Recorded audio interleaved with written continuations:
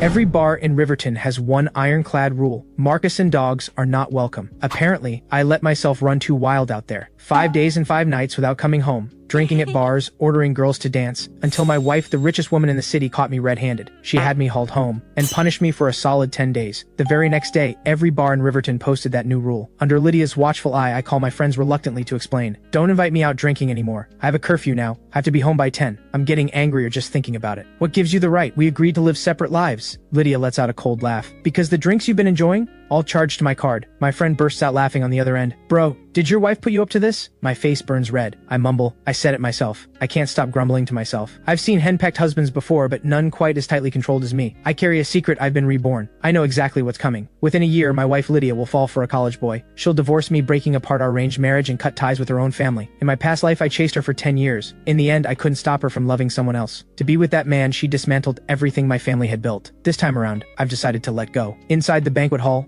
glasses clink and conversations flow. I sit in a corner, catching a pretty boy nearby talking to his manager. Aren't you going to say hello to her? The pretty boy looks a little uneasy. She doesn't like drawing attention. His manager smiles and replies, True, someone like her is always the center of attention. Getting photographed with you could actually hurt you. She's been looking out for you. The pretty boy flushes slightly. She has been good to me. Just the other day my car broke down, and she just handed me a brand new one. She even asked where I'd like to buy a place. His manager looks utterly envious. Then step it up. She values you this much, go win her over. Besides, her husband is basically non-existent anyway. I quietly take a bite of my petit four. That husband in name only they're talking about? That's me. Not that I can blame them for overlooking me. Looking back on 5 years of marriage to Lydia, the rumors never stopped. She's not in the entertainment world, yet her name always finds a way into the gossip. In my past life, if I'd heard talk like this, I would have demanded answers from someone. But after being reborn, these words no longer stir anything inside me. After all, I know everyone hovering around her is just passing through, and the one destined for her he's about to walk in today. Yet he still hasn't shown up. I'm starting to get bored. Just as I'm about to leave, there's a loud crash followed by screaming. A male waiter accidentally knocks over the champagne tower. The wine splashes directly onto the pretty boy's suit. The pretty boy's expression darkens instantly. He snaps. What is wrong with you? This is a haute couture suit from this season. Get your manager. Now. The waiter's eyes well up with tears. He keeps apologizing quietly, explaining he's just a college student working a summer job, but the pretty boy won't let it go. I walk over and sigh. Leave him alone, I'll cover the cost of the suit. The pretty boy looks me up and down, unimpressed. Big talk, do you even know what haute couture is? You think some pocket change can cover this? The commotion catches Lydia's attention. She frowns and walks over. The pretty boy lights up like he's found a lifeline. He rushes to her side and grabs her arm. The suit you gave me, someone ruined it. I look at my wife with a half smile. It's just a suit, I'll pay for it. Lydia shoots me a cold glance, then turns to comfort the pretty boy with a soft voice. It's just a suit. I'll get you a new one tomorrow. Go on home. With that, she leads him away. The young waiter beside me just stands there, completely spellbound. I've always known Lydia has a magnetic pull on men. I just didn't expect someone this young to fall under her spell too. I give the young man a sympathetic look and turn to leave. He calls after me. Hey, thank you so much for what you did today. Can I get your contact? I'd love to take you out sometime. I wave it off. It was nothing. Don't worry about it. Just as I'm about to go, the hotel manager walks over and scolds him. How could you be so careless? Something suddenly clicks in my mind. I spin around and look at the boy. It's him. In my past life, my wife stopped at nothing, even breaking with her own family to force a divorce, all to give one man a title, the one destined for her, Zane. My family and hers were bound by an arranged marriage. A divorce would unravel countless interests, but she didn't care. She was dead set on it. She even offered a generous financial settlement, but the man I was back then couldn't see reason. I wanted her, not the money. I had loved her for 10 years. Who was this boy who came out of nowhere, casually walking off with Lydia's heart? I tried everything to avoid that divorce, and in doing so, I pushed Lydia further and further away. In the end, she crushed me with sheer force, and I was forced to sign. Loving someone who never loved me back, I withered away and died. This time,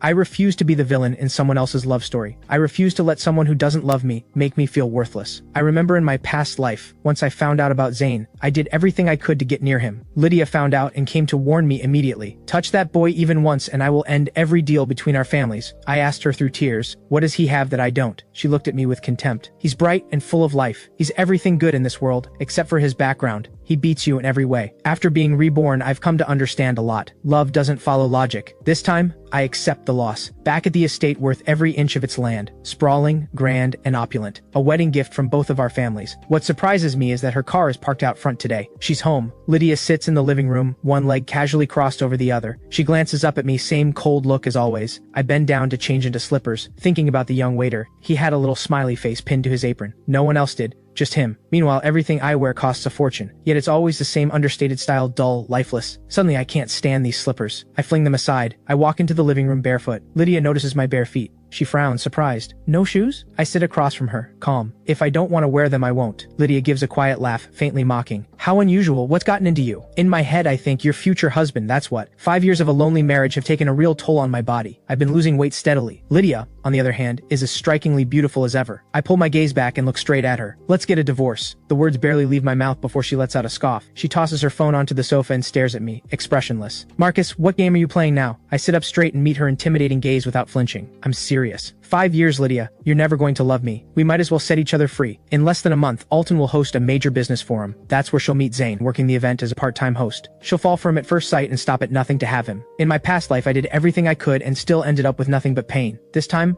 I won't make myself a fool again. I'm gonna step aside before Lydia and Zane even meet. I'll clear the road for their love story. Maybe my eyes give too much away. Lydia's expression darkens immediately. She's never had a gentle temper. Anyone who displeases her gets no mercy. She smiles, but her eyes are ice. Am I your toy now, Marcus? Marry when you feel like it, divorce when you feel like it. Do you think I'm here to play games with you? 5 years ago, our families were on good terms and arranged our marriage. With Lydia's personality, she was never going to just go along with it. But her grandmother was gravely ill at the time, and that pressure pushed her to go through with it. For Lydia, that was a profound humiliation. Fortunately, she had no one she deeply loved at the time. She was also in the middle of taking over the family business and needed a reliable partner. So she made do with me for 5 years. I smiled to myself, a sad, bitter smile. Do you actually want to keep up this marriage in name only? Lydia seems to savor the words, with a cutting irony. What's this? Are you feeling lonely and restless? I choose my words carefully. No, But Lydia stands up and comes to my side. She leans down, hands braced on either side of the sofa, caging me in. If you're lonely, why didn't you come to me? Instead, you're talking about divorce. Is that what this is really about? Lydia always carries this faint scent tobacco and perfume, layered together. She's never been close to me. The only time I'd ever caught that scent was sneaking a breath from her coat. Now that scent surrounds me completely. By all rights, I should feel excited, but all I feel is suffocated. My mind is made up. I explain, it's not that. I've long since made peace with being alone. Lydia straightens up. Is that so? She never had any real interest in me. That little move was just to make me squirm. She looks down at me, voice turning cold again. I know today is our 5th anniversary. I have no interest in marking it, using it as an excuse to push for divorce. Don't bother. I stand up and look her in the eye. An anniversary we've never once celebrated, no point waiting until now. Think about it. My usefulness to you has nearly run its course. More than keeping me, you want your freedom, don't you? With that, I walk upstairs to the bedroom without looking back. A heavy door slam, then an engine roaring to life. Lydia's gone. This time, I feel strangely at peace. My phone rings. It's my good friend Jason. Marcus, come out. The Imperial Club, let's go. Since getting married, I rarely go out. Jason invites me 10 times. I turn him down 9. This time, I agree without hesitation. Let's do it. A long silence on the other end. Today's your wedding anniversary. You sure you want to come out? I answer firmly. An anniversary isn't a funeral. I'm on my way. I spend 10 minutes going through my wardrobe. I settle on a black suit, slim cut, showing off my tall but lean frame. I'd bought this suit specifically hoping Lydia would notice me in it. That month, she never came home. The only thing I'm not happy about is how thin I've gotten lately. I get dressed, do a quick touch-up, and drive straight to the club. The Imperial Club is one of Alton's most well-known entertainment venues. I find Jason and the others at the bar where we'd agreed to meet. Jason grabs my hand with both of his, grinning wide. Look who it is! A rare sighting! A few drinks in, the teasing begins. Marcus, if you'd bailed on us again, I'd have started wondering whether that ceremony 5 years ago was a wedding or a funeral. Jason reaches over playfully, pretending to pry my eyes open. Why aren't you home having a candlelit dinner? Let me guess, did Lydia get under your skin again? I swat his hand away. Cut it out, you're messing up my hair. These guys are my closest friends. In my past life, when Lydia's obsession with Zane brought my family down, these were the ones who reached out and helped me. That bond forged through hardship, I've never forgotten it. So I tell them about the divorce. They go silent for a few seconds. Then all three of them start clapping. Finally, in honor of Marcus breaking free from his lovesick fool era, we drink till we drop tonight. Cheers, I shout along with them, almost able to see it freedom after the divorce, a whole new life ahead. The tragedy of my past life feels far, far away. As the drinks pile up, everyone gets a little bolder. Jason claps me on the shoulder. Marcus, look around, see anyone you like. Don't be shy. Go for it. Lydia's running around with rumors every day. We can't let her win on that front. My eyes wander through the haze of alcohol. You know what? Fair point. My gaze lands on a slender figure with a tall silhouette. If Lydia can go after a college boy, I can go after a college girl. I pick up my glass, stumble over, and tap the young woman on the shoulder. She turns around fresh-faced, young, a little shy. She shakes her head with an apologetic look. Sorry, I have a boyfriend. I bow quickly in apology and turn to leave, but I barely take a few steps before I trip and fall. The glass shatters on the floor. The girl reaches down to help me. Here, let me help you up. I look up at her, face completely red. Through my blurred vision, a hallucination, the girl's face shifts into Lydia's, staring at me coldly. I try to push myself up, but my hand lands on a shard of broken glass. Blood wells up instantly. Everything goes black. I pass out. Marcus, did you really think your family could stop me? In the dream, I see Lydia's face again, ruthless, without a trace of warmth. I'm a broken man, slumped in the wreckage of a ransacked living room. When news of the divorce broke, My parents joined forces with her family's elders, pressuring her from every angle, but Lydia didn't hear a word of it. She pushed forward alone. She even paid a massive price to bring my family to its knees. Her own family elders had condemned her at first. Then slowly, they helped her. And eventually they accepted Zane. Under Lydia's fierce protection, he gradually earned her parents' approval. Lydia, I have loved you for 10 years. Do you feel absolutely nothing for me? I cover my face with my hands, tears sliding through my fingers. Marcus, I gave you the chance for a clean break. You chose not to take it. Lydia looks at me, cold as stone. Then her phone rings a custom ringtone. Zane's bright voice fills the room. Darling, please pick up. Darling, your call is waiting. I listen to that intimate ringtone, watching Lydia's retreating figure, the world spinning around me. A sharp pain tears through my chest. I jolt awake, gasping. I'm panting hard. I'm in my bedroom. Outside, the sun is bright and birds are singing. How did I end up back home? Did that girl bring me here? I look at my bandaged hand and press my fingers against my throbbing temple. I'm about to look for her when Lydia's voice drifts in from outside the door. Go have fun without me. I'm not interested today. She leans against the second floor railing, voice lazy, silhouette elegant. I lean against the doorframe and watch her approach. Where did you hide her? Lydia's brow knits tight. The college girl. I look at her. It's rare to meet a woman who makes me feel something other than you. In a month, Lydia will be losing her mind over another man anyway. I might as well find something to ease the pain sooner. The moment I say it, Lydia's face floods with fury. She grabs my wrist and drags me into the walk-in closet. Change. Now, who said you could walk around dressed like that? Dressed like that? I look down at my far from impressive frame. The clothes are doing all the heavy lifting. That word hardly applies to me. And since when does a woman who doesn't love me get a say in what I wear? Lydia, the other day you and that pretty boy, did you really get a room with him? I don't move. I just look at her calm. Not your business. Same cold answer as always. Then what I do is none of yours either. If we're not divorcing, then we live separate lives. I look at her evenly. After all these years, I never got love. I might as well find some excitement to fill the void. So, this is what going full reckless feels like. It's genuinely freeing. I don't have to let her moods control mine anymore. I feel like I've reclaimed myself. She gets to do whatever she wants out there, while expecting her husband to sit quietly at home. Lydia is no different. She doesn't love me, but she uses the title of wife to keep me in line at every turn. Lydia lets out a cold laugh. With that body of yours, which woman is going to want you? I look down. A plain shirt, a faint outline of chest muscle, everything else hidden beneath the fabric. Nothing remarkable. I brush her hand aside and calmly straighten my clothes. I'll eat more, work out, and get a few more women to notice me. Marcus, have you lost your mind? Lydia finally snaps. What on earth has gotten into you? The Marcus I used to be was steady, composed, considerate. How could he possibly say things like this? If my father heard what just came out of my mouth, he'd probably have a heart attack. But I have to act a little crazy now to break free from the real madness coming. Without Zane in the picture, she won't file for divorce. An arranged marriage is never a simple thing to undo. She's too sharp for that. Weighing the pros and cons is her specialty, and I cannot go through it again watching her fall for someone else. Then divorce me. I bring it up again. Keep dreaming, Marcus.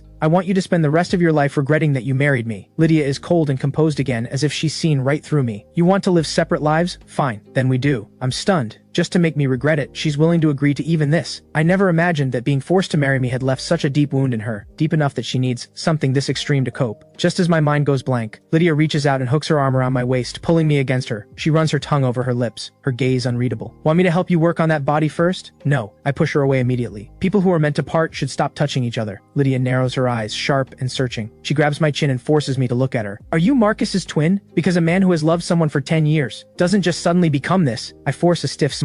Guess. Marcus, this marriage isn't something you can just walk away from. Too many interests are at stake. I don't have time for your emotional drama. If you really can't handle the loneliness and want to go out, she leans close to my ear. Be careful. I won't acknowledge any surprises. I'm someone who has already died once. I should be beyond all this, but something surges up from nowhere and I slap her across the face. Hard. My palm stings. A clear handprint blooms across her cheek. She turns her head away. The elegant curve of her neck, the striking line of her profile even struck. She's stunning. She slowly turns back. Her eyes are murderous, like she could strangle me right now. My hand is trembling. Not from fear, the slap jarred my wound back open. Blood is flowing freely. Lydia glances at my hand, then turns and walks away, leaving nothing but a cold, retreating back. I look at the blood soaking through the bandage. This is fine, I think. Better than the bleeding I did inside my chest in my past life. After that slap, Lydia vanishes again. She shows up in gossip columns, circling from man to man, in clubs, in boardrooms, just never home. I count the days. 2 weeks. That's all that's left before Lydia meets Zane. In the meantime, I start dropping by a certain coffee shop. I order a black coffee and quietly watch him work. Every small movement of his catches my eye. If I were a woman, I'd probably fall for him too. Zane, your girlfriend's here! A coworker calls out. Right, he has a girlfriend. But that poor girl is no match for Lydia. No matter how passionately they love each other,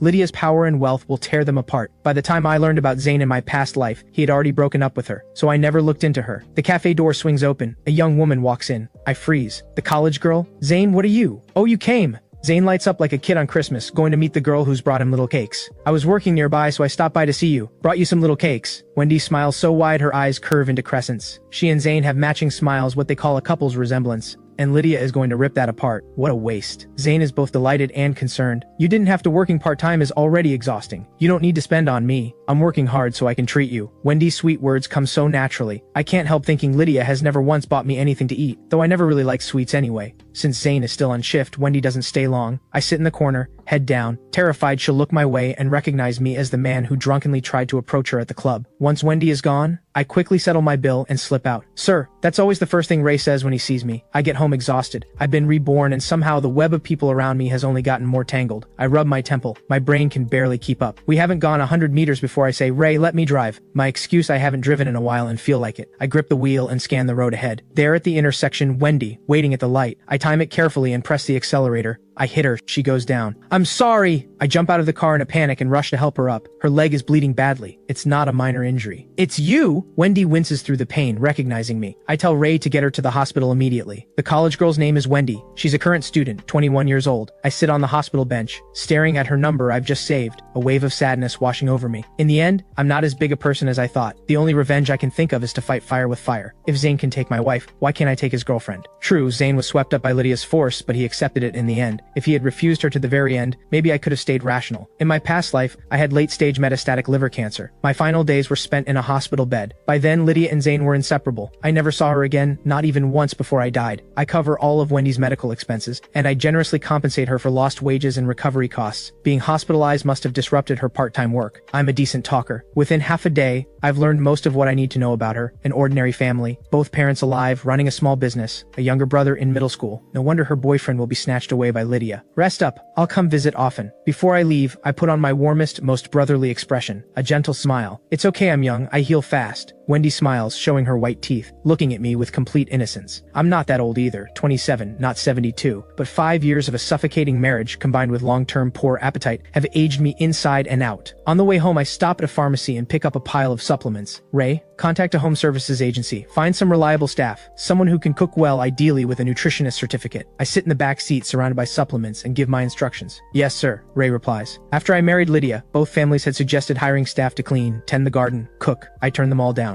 Having anyone else in our home felt like an intrusion. It would have disturbed what I'd imagined as our life together. But the results speak for themselves. I've been given a second life. Time to stop dreaming. Back home, I walk ahead while Ray follows behind, arms full of supplement bags. The moment I open the door, Lydia is coming down the stairs. She's adjusting her cuffs as she descends, a casual gesture but impossibly graceful. Ray, you're done for now, I say. Ray sets the supplements on the table, gives Lydia a respectful nod, then hurries out. There's a cocktail reception in an hour. Your parents will be there. Get ready and come with me. Lydia doesn't even glance at the supplements. She just issues the order, cold as ever. She's never wanted me at her side, not unless I serve a purpose. Since being reborn, I haven't gone to see my parents. Not because I'm a bad son, but after everything that happened in my past life, I still feel ashamed to face them. I'm a little afraid to. Okay, I head upstairs. In the past 2 weeks, I haven't been idle. I've bought an entirely new wardrobe. Different style, different cuts, nothing like before. I pick a sharp suit, slim cut, with a carefully detailed collar. I'm too thin, but I'm tall. That counts for something. Aside from looking a little lean, I feel good about myself. After fixing my look, I put on a refined watch. Under the lights, it's bound to draw attention. The more I held back before, the more I let it show now. Lydia is waiting downstairs. On a call. She hears me coming down the stairs and doesn't even glance over. I don't care. I go to the car and wait alone. A few minutes later, she comes out. From the moment she gets in to the moment we set off, she doesn't look at me once. The entire drive, we don't say a word to each other. She drives. I scroll through my phone. I've added Wendy's contact and I'm checking in on her. Wendy, if the hospital cafeteria isn't working for you, I can have food sent over. Wendy replies, No, I'm fine with it, really. I forgot to pick up some nutrition supplements for you today. I'll bring some when I visit tomorrow. Wendy replies, You really don't have to go to all this trouble. It's not politeness, I'm the one who hit you and put you in the hospital. Don't be shy. Just tell me if you need anything. Wendy and Zane come from similar backgrounds. Lydia played the wealthy heiress to Zane, so I can play the rich and successful man to Wendy. Thinking about it that way, it feels almost fair. Something settles in my chest. The light ahead turns red. The car stops. Lydia finally glances at me from the corner of her eye. She takes in the change in me and still reaches for the cruelest thing to say. That suit is wasted on you. Right. Those drama scenes where the man stuns the woman? Completely fictional. I put my phone down and adjust my collar. Really? No presents at all? That small deliberate gesture is enough to make her face darken again. Marcus, can you please watch yourself? Why? I look at her. I've been watching myself for years. What good did it do? When you've died once, things tend to stop weighing so heavily. Better to let yourself breathe than to keep yourself caged. Don't forget who you are. Her tone is sharp now. She's never treated me like a husband, yet she expects me to live by that title. I turn to the window and say nothing. In the old days, even a few words from her would have made my whole day. I'd have scrambled for things to say. Not anymore. At the reception, we play the part of a couple for a while. After chatting briefly with a few familiar business partners,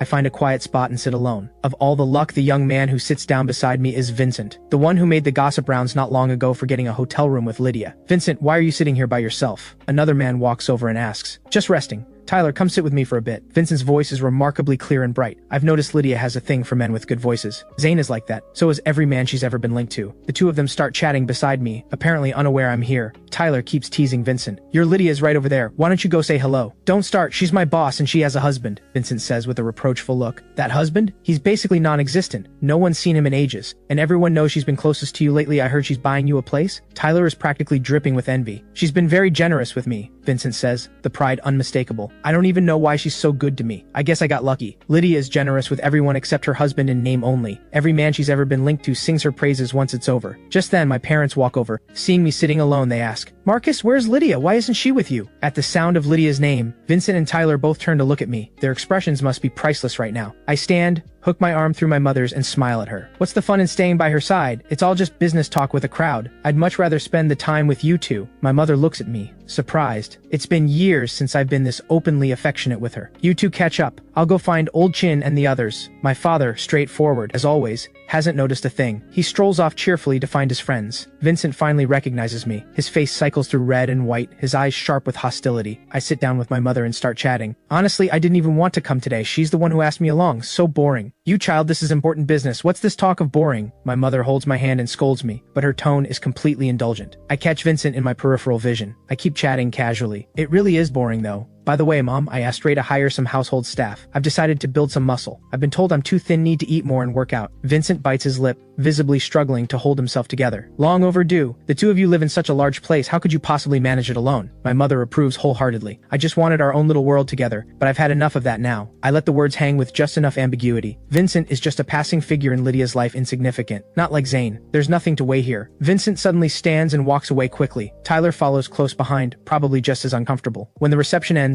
I don't want to go back with Lydia. I want to go home, my real home, and spend a few days with my parents. I'm heading out, Lydia says. She's never cared where I go as long as I don't embarrass her. My father is still deep in lively conversation with his friends, completely oblivious. The reception wraps up. My mother hands me the car key and asks me to wait in the parking garage while she goes to pull my father away. I head down to the underground garage. I find my father's car and am about to get in when I see Lydia and Vincent in a tense back and forth. Vincent clutches the hem of her jacket, aggrieved. You've been so good to me. Are you telling me none of it was real? I don't believe it. Believe what you want. Just stay out of my way. Lydia yanks her jacket free. That's just how she is. Once she's done, no looking back. One apartment and Vincent convinced himself he was the one. She catches me in her peripheral vision, that impatient, contemptuous look aimed right at me, as if I were the one making a scene. I get in the car immediately and lock the door. If I weren't waiting for my parents, I'd have floored it out of there already. Seeing me retreat like that, something comes over her. She walks straight toward me. She knocks on the window. I read her lips. Get out. I frown and shake my head, mouthing back, no. Then my phone rings. It's her. Marcus, get out of this car. I want no part in whatever is happening between you two. Through the glass, I meet her eyes blazing with fury. I've thought it through.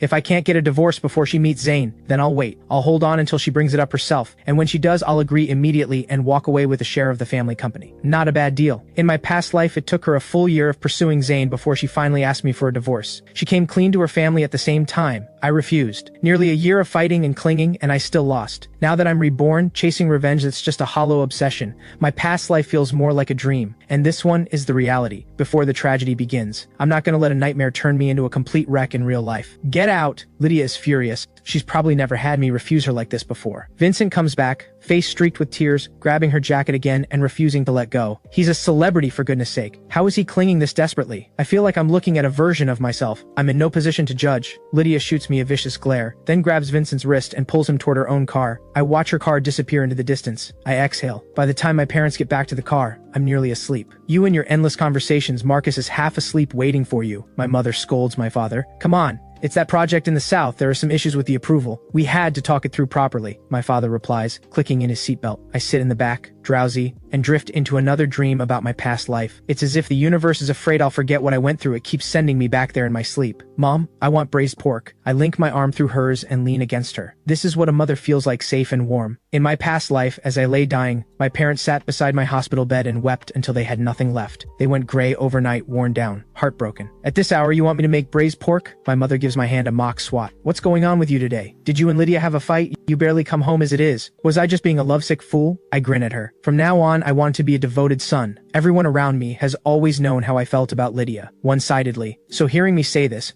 my mother is genuinely surprised. My father nearly swerves the car. My father asks, "You don't like Lydia anymore?" "I do," I answer, "but that doesn't mean I can't let go. I was never going to keep her. She was never mine. She belongs to Zane, that young, bright, beautiful man. Dad, we've been married 5 years. We're old news. Love, what does that even mean? Anymore. I just feel like I should be doing more, not just orbiting around her." Exactly right, that Lydia always in the rumors. I've never approved of it. Before, my father kept quiet out of respect for how deeply I felt. But now that I've opened the door, both of them pour out everything they've held back. By the time we get home, it's deep into the night. I shower and fall into bed. I have no idea how long I sleep. My mother knocks on my door. I answer, half asleep. "What is it? Didn't you say you wanted braised pork?" "I made some. Come eat a little before you go back to sleep." She looks at me as she says it. I wake up instantly. I sit up and stare for a few seconds. Then my eyes go hot and tears come rushing out before I can stop them. Since being reborn, I haven't cried once.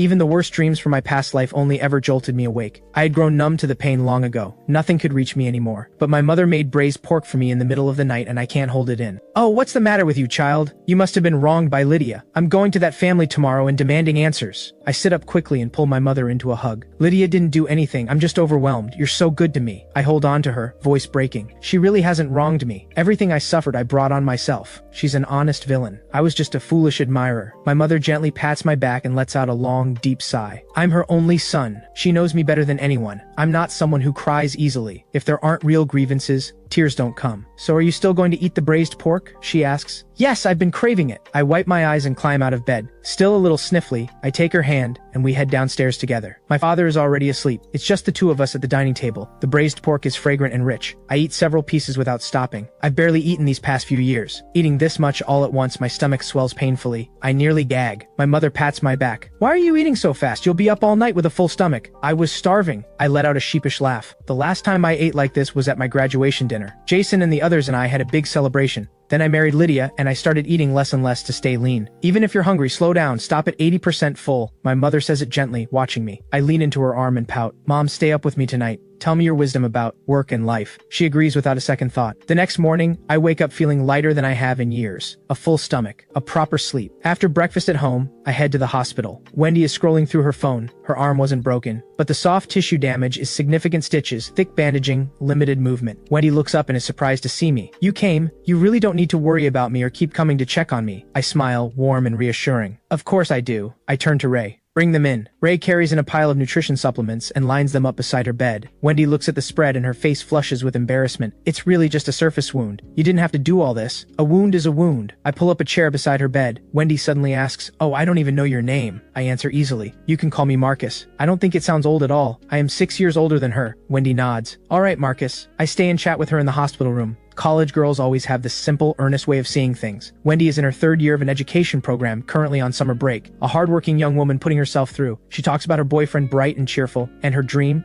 a stable job after graduation, and marrying the boy she loves. I let out a short, involuntary laugh, a little rude. I catch myself quickly. Wendy hesitates. "What are you laughing at?" I rub the tip of my nose. "Nothing. Looking at you just reminds me of my own university days when I had dreams just as bright as yours." Wendy looks at me curiously. "Where did you go to university?" I look at her steadily. "Alton University. Come to think of it, Lydia and I are both seniors to Zane and Wendy at the same school." Wendy's face lights up. "You're my senior." I play along with a smile. "What a coincidence. Alton University is one of the top 3 in the country. Anyone who gets in has a sharp mind. Graduates have bright futures ahead. Even if they don't get rich, they'll live comfortably. If Zane never meets Lydia, Wendy's dream has every chance of coming true." So we fall into an easy conversation, all about Alton University. We're in the middle of laughing when the door opens, and a bright, solid voice calls out, "Wendy, I'm here. I turn. Zane has a clean, short haircut, handsome, with a maturity that suits him. His looks, I don't envy those. But the sheer energy radiating off a 20-year-old body that stings, just a little. When I was 20, I had already been quietly in love with Lydia for 3 years. My best years swallowed whole by a one-sided love that nearly killed me. Why is it that at the same age Zane gets Lydia's all-or-nothing devotion, while I can only pour my heart into a diary night after night? Wendy's face fills with joy, then guilt. Zane, I almost didn't tell you. I didn't want you to worry. Zane walks over, a bag of fruit in hand. Don't be silly, of course you should have told me. You got hurt. I stand and offer my chair to Zane. I feel nothing. After all, I'm going to give him my wife soon enough. A chair is nothing. Zane looks at me surprised. Senior? Is that you? What are you doing here? I give an awkward laugh. I'm afraid I'm the one who hit her. I came to check on how she's doing. Zane looks at me, then at Wendy, and instead of getting upset, he just laughs. What a coincidence. Wendy, the senior comes to the gym where I work all the time. He's a good person. It must have been an accident. His easy generosity leaves me speechless. For anyone else, it really might not have been intentional, but I timed that hit deliberately. Wendy scratches her head shyly. I know, Marcus definitely didn't mean to. He even overpaid me. I felt bad about it. Zane immediately pulls out his phone.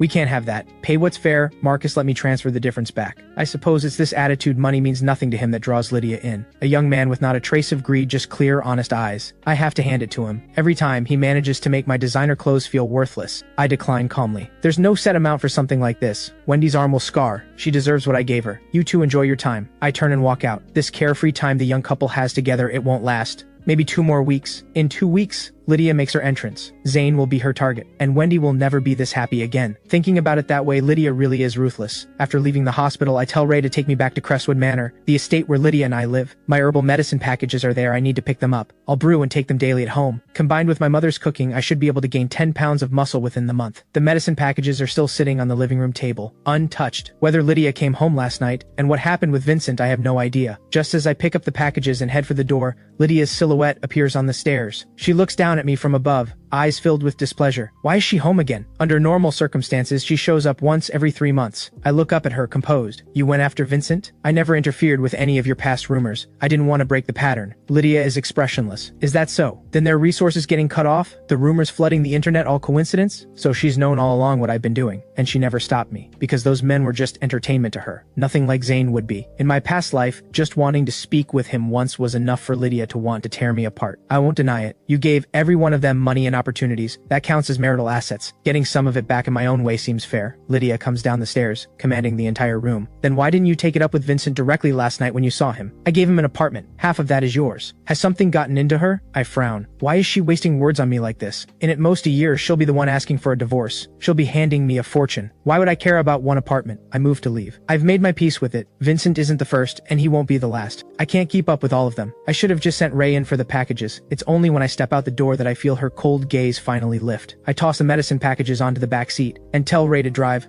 My dad's car is parked right outside the house. The moment he walks in and sees me home, he stares me down and shoves his phone in my face. Look at this mess. I take a look. The headline reads, Rising star Vincent spotted with Lydia. CEO of the Lydia Group both deny any romantic involvement. If there really is something going on between them, it wouldn't be a romance, it'd be an affair. I hand the phone back to my dad and try to calm him down. Come on, it's all made up. You know Lydia, she's a businesswoman. Playing the game comes with the territory. My dad is furious. And you're still defending her? I'm not defending her, I just can't afford to let the old man stroke out over this. I roll up my sleeves. Then let's go teach her a lesson right now. I've got your back, the two of us, father and son, tag teaming, we'll take her down. My dad's face is dark as thunder, but the moment I say that, he breaks into a wide grin. All you ever do is talk nonsense. I hook my arm around his and ease him along. Come on, Dad, don't let it get to you. Think about how much the Lydia Group drives the local economy. Doesn't that put things in perspective? That snaps my dad back to appreciating Lydia's merits. You've got a point. Just recently, she donated a synthetic running track to a school. That counts as giving back to the community.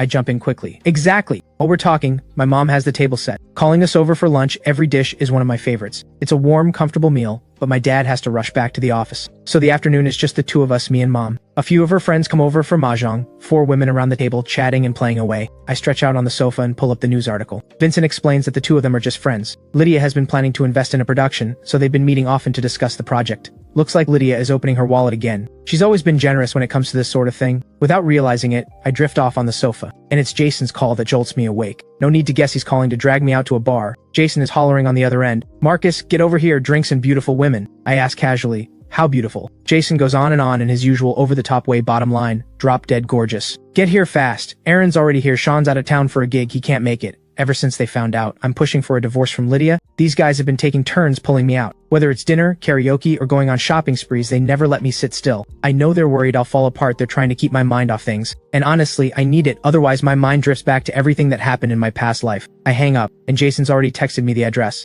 Half an hour later, I'm out the door, feeling sharp. Jason has worked his way through just about every club in the city, big and small. He knows exactly where the best drinks are and where the most beautiful women go. The women he's brought along tonight are genuinely impressive. They look like minor celebrities. I've had a bit too much, my stomach is turning. I'm a lost cause, honestly. Surrounded by beautiful women, I find myself quietly comparing every single one of them to Lydia. And beyond the drinking, there's no real spark. Lydia still wins, hands down. Whether it's looks or presence, Lydia is simply in a league of her own. I get up and head for the restroom. "Excuse me," nature calls. The woman sitting next to me immediately follows and reaches out to steady me. I don't pull away. Once I'm in the restroom, I'm sick to my core. I rinse my mouth and splash my face before stepping back out. She's still waiting. "Can I get your number?" she asks, her voice like a hook. "What for? If you're lonely, you know where to find me." I lean in close. "Then I guess we'll see if I can handle the loneliness." And with that, I turn and walk away. Women like her don't interest me, not even a little. I press a hand to my head. I'm genuinely dizzy. I can't hold my liquor tonight. I'm heading home. If I go home this wrecked, my dad will give me an earful. Aaron stands up too. "I'm out as well, got work tomorrow." You can tell work is not exactly his passion. Jason rolls his eyes.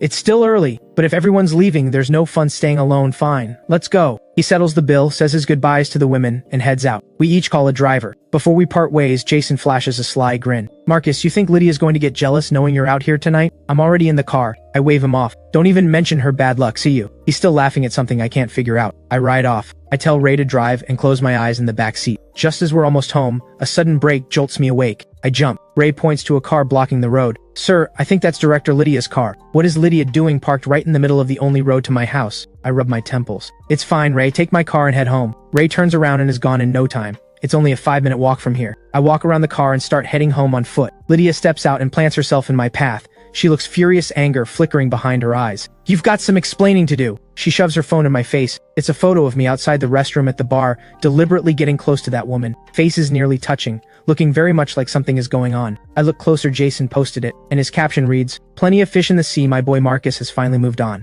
I accidentally let out a laugh. That actually rhymes. Lydia grits her teeth and snaps my name, her pretty face ice cold. "Marcus." I straighten up and fire back. "Wasn't it you who said we could both do as we please?" Lydia gives a cold laugh. "Do as you please, but who told you to let it go public?" I almost forgot we share the same social circle. Her friends would have seen that post. A woman's pride can only take so much, especially someone with Lydia's status. No wonder Jason had that sly grin all night. He did this on purpose, just to get under her skin. My head is genuinely spinning. I don't have the energy to argue. Fine, next time I'll tell Jason to keep it off social media, and with that, I turn to leave. But Lydia grabs my hand hard enough that I feel it in my bones. I let out a pained cry, and without thinking, I snap down and bite her forearm. She's so caught off guard by my reaction that she freezes, letting me hold the bite. Her arm is firm and toned. She finally snaps back, shakes me off, and grabs me by the back of the neck. "Are you out of your mind?" Lifting me away like a cat by the scruff. There's a perfect bite mark on her forearm. I look at her with dark, quiet eyes, and a bitterness I have nowhere to put rises up inside me. I've loved her for so long without leaving a single mark. Yet Zane, who came after, left countless. I saw it more than once in my past life. Leaving this mark, it fills a gap I never got to close. I wipe the corner of my mouth. There's a faint taste of blood. "You have no right to question me. All these years, the rumors about you and other men, did I not lose face? Did no one laugh at me?" Lydia stares at me coldly. "Didn't you bring that on yourself? Did anyone force you to agree to marry me in front of your grandfather? Of course not. Back then, if anyone had tried to stop me, I'd have fought them off with everything I had. I believed that over time, she would come around, that she'd eventually feel something." I throw it right back at her. "You're right, I brought it on myself. But people change. I've made my peace with it, I just want to be free." Is that not allowed? Lydia's answer is as cold as ever. "No.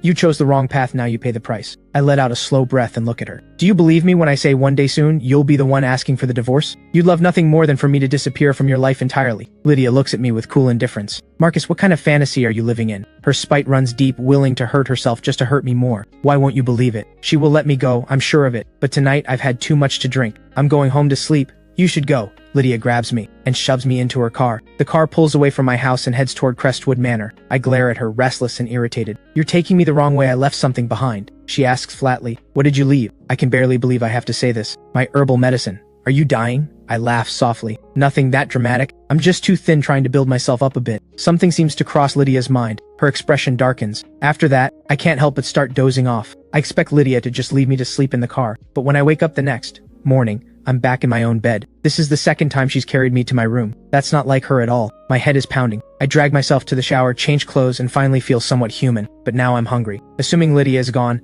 I head downstairs to find something to eat. Halfway down the stairs, I spot 2 or 3 people sitting on the sofa, and they all look up at me at once. Lydia is among them, a hand of cards in her grip. The moment she sees me, her expression goes pitch black. Stella shrieks, "Oh my, look away, look away!" I scramble back upstairs in a panic to get dressed, and mentally, I curse Lydia about 800 times. What's gotten into her these days? Has she lost her mind? She keeps showing up at the house every other day. By the time I come back down, the three of them have put the cards away and are just talking. Lydia has a small circle of close friends. I know who they all are, just not well. There's Stella, Naomi, and Monica, all from prominent, wealthy families. Naomi is the exception. Instead of joining her family's business, she went into medicine. They all know Lydia has no feelings for me, and in their eyes, they've never once seen me as her husband. In my past life, they even helped her pursue Zane. Except for Naomi, all three watch me descend the stairs, then watch me head to the kitchen. Without a word, I make myself a bowl of egg noodles like no one else is there. Lydia stands. "Let's go." Stella and Monica nod and follow her out. Moments later, I hear engines starting outside. I slurp my noodles without a second glance at their departure. After eating, I tidy myself up and head to the hospital. Today's main purpose is a checkup, with a visit to Wendy on the side. I register at the hospital and go through the standard procedures. Fortunately, nothing serious, just some mild inflammation. I pocket the results and head up to see Wendy. A cheerful young nurse calls out, "Dr. Naomi, are you off? Want to grab dinner?" I've just stepped into the ward when I catch this. Not far ahead, Naomi stands slender and composed, with a cool, understated face that sets her apart even within Lydia's glamorous circle, a lotus rising from the mud. Every heiress in that circle is an expert at living it up, but Naomi is the only one who chose medicine. At most, she joins Lydia and the others for drinks or games. She's never been linked to any man, and yet, she ends up absolutely falling for Zane. I move past her and make my way to Wendy's room. To my surprise, Zane is there again. Zane is hand-feeding Wendy. She's eating grapes straight from his hand. Zane laughs bright and easy. "What, I treat you this well and you're still playing hard to get?" Wendy beams like sunshine. "Are you kidding? My Zane is the best. I'm the luckiest girl alive." Her eyes are completely full of him. I clear my throat, cutting through their little moment. Wendy looks surprised. "Marcus, you're back again?" Zane jumps up right away to give me his seat. "Take my seat, Marcus." Up close, Zane's sharp features are even more striking. It suddenly hits me. Naomi just left. I grab Zane's hand without thinking, and pull him out of the room. Zane startles. "Marcus, what's going on?" He follows me as I stride down the hallway. Naomi has already disappeared. I'm a little disappointed. In my past life, it was Lydia who met Zane first, and Naomi only got to know him through Lydia. What if Naomi met Zane first this time? Would things turn out differently? Would he fall for her at first sight the way Lydia did? I let out a quiet sigh and turned to Zane with a calm smile. "Never mind, I was going to introduce you to a doctor very skilled. When Wendy needs her stitches out, she'd be a good one to call." Zane smiles a little embarrassed. "Marcus, you really didn't have to. Wendy's injury isn't serious, and she's tougher than she looks. A few stitches don't faze her. She trained in dance for years. Bumps and bruises are nothing new." I nod. But in the back of my mind, I'm already planning, next time I'll make sure Zane and Naomi cross paths. With Zane right there as her actual boyfriend, I don't have much room to talk to Wendy, so I stay a few minutes and leave. On the way back, I stop at the pharmacy to restock my supply of herbal medicine. Back in the car, I call Ray. "Ray, have you sorted out the housekeepers?" Ray answers. "On it, Marcus, I'm bringing them over now." Half an hour later, I arrive back at Crestwood Manor. Ray beat me there. The housekeepers are already in position, each one busy with her assigned duties. Ray handles logistics like this exactly the way I like. When I walk in, Ray introduces me to the housekeepers. They bow slightly and greet me in unison. "Good day, sir." I nod and hand the herbal medicine to the most composed-looking one. "Brew it and bring it to me when it's ready." And with that, I head inside to rest. A little while later, she comes to me with the medicine and says politely, "Sir, your medicine is ready." I stare at the dark, murky liquid on the table, then look up at her bright, attentive face and ask, "What's your name?" "My name is Linda, sir." I give her my warmest smile and wave a hand. "Wonderful. Thank you, Linda. That'll be all." Linda nods and turns to go, but my eyes stay on her as she walks away. In both looks and manner, Linda bears an uncanny resemblance to Zane 7 or 8 parts out of 10. It strikes me just how strange this world can be, like a row of dominoes teetering on the edge. I accidentally befriend Zane's girlfriend, and now I've hired Zane's mother. I send Ray a message asking for the housekeeper's files, and I go straight to Linda's profile. The emergency contact is usually a spouse. When I see the name listed there, the corner of my mouth curls up. Linda and Harold, 2 names I know very well. My investigation into Zane in my past life didn't turn up much, but I did manage to find his parents' names. This game just keeps getting more interesting. I lift the cup of medicine, blow on it gently, and take a slow sip. The next second, I spit it all out. It's unbearably bitter. Lydia has slipped back in at some point, standing at the entrance changing her shoes. She catches me in the act, and a flash of distaste crosses her eyes. "If you can't stomach it, don't drink it." I wipe my mouth and fire back. "Since when do you care? And why are you back again?" She pulls off her scarf, rough, careless, but somehow effortlessly cool. "This is my home too. Is there a problem with me coming back?" Lydia sits down across from me, expressionless. I nod. "Right, of course. I go back to the medicine, but it's just too bitter. I drink black coffee without sugar every day, and even I can't handle this. Before it even makes it down my throat, it comes right back up, and it splashes right onto Lydia's face and clothes. Her expression drops instantly. She stares at me, ice cold. I'm too stunned by the bitterness to speak. Then I notice the droplets caught in her curled lashes, and I pull out a tissue and press it to her face. That's the last courtesy I have left in me. Lydia grabs my hand and shoves it away. The disgust in her eyes catches me off guard. That familiar ache spreads through my chest in an instant. I keep my composure and toss the tissue aside. Sorry, the medicine is just too bitter. Lydia doesn't answer. She gets up and heads upstairs to change. Just then, Linda comes in. She moves quickly and efficiently, cleaning up the mess. She's more hardworking and more attentive than the others. Once she's done, I say tiredly, "Linda, would you start on dinner?" Linda nods and gets to work in the kitchen. I pinch my nose and force down the rest of the medicine. Eating more alone won't fix anything. I need to get my whole system in order before I can build any real strength. Once the medicine is down, I go upstairs to the study. I open a sketchbook covered in dust and take out painting tools that haven't been touched in years. I start painting, alone, and the focused, absorbed energy fills the entire room. I lose myself in the work, letting memories of everything I've been through drift through my mind. When, without warning, Lydia pushes open the study door. "That noise is unbearable," she snaps. I was already thinking of stopping, but hearing her say that ignites something in me. In my past life, I put away the brushes I loved because she said the same thing. No wonder Jason and the others called me an idiot. Out of spite, I drag the brush across the canvas, letting out a grating screech, and Lydia's elegant brows lock together instantly. I set the brush down and say, very calmly, "Then let's get a divorce. Once we're divorced and living apart, I could bang a gong and you'd never hear it." Lydia scoffs. "As if we need a divorce for that, we already live separately." I'm genuinely confused. "Then why do you keep coming back? What is it that keeps drawing her here?" Surely not me. Lydia seems thrown off by how sharp-tongued I've become. Her expression sours further. With her temper, she should have walked out by now. One phone call and she could be somewhere far more welcoming. But she swallows her anger and turns it back on me. "Marcus, it sounds like you'd rather I stay away. Found someone new? Could it be that she suspects me of cheating and she keeps coming back to catch me in the act?" My eyes go wide. "Is there? Didn't you say as long as nothing goes public, it's fine?"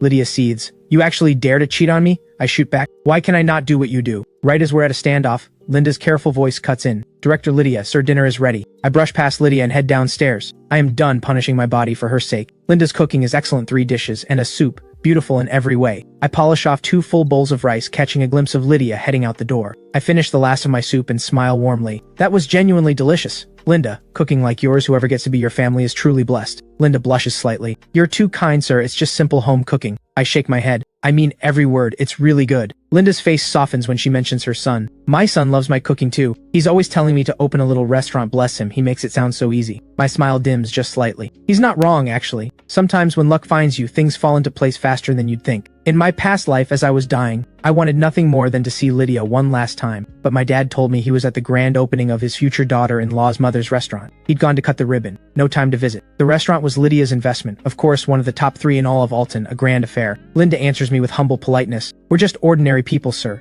Luck doesn't really come our way." I want so badly to tell her luck when it comes is unstoppable. "Linda, what if your son makes a very good match? You don't need to sell yourself short. The moment that changes everything for your family is less than 2 weeks away." But I hold my tongue. I watch Linda's slightly awkward smile, then push back from the table and leave. Zane's family are not bad people, I'll give them that. In my past life, his parents were firmly against the relationship. Their son, still in university, carrying on with a married woman, scandalous by anyone's standards. But over time, Linda and Harold were worn down by Lydia's persistence and eventually came around. What they never stopped to consider was that while everyone getting what they wanted, I, the lawful husband, was living through the most unbearable agony of my life. After a shower, I settle comfortably into bed and scroll through my phone as usual before sleeping. I come across a news item about Lydia enjoying herself at a bar, with Stella and 2 or 3 handsome men in tow. Lydia generates attention everywhere she goes. Her status alone makes headlines. She could be eating street noodles on the curb and it would still go viral. As her husband, I'm a regular fixture in the comment sections. Her husband has the patience of a saint. If that were my wife, I'd lose my mind. Easy to say until it's happening to you. Since Lydia's marriage, the rumored men in her life have been countless. Some pity me, some envy me, some just laugh.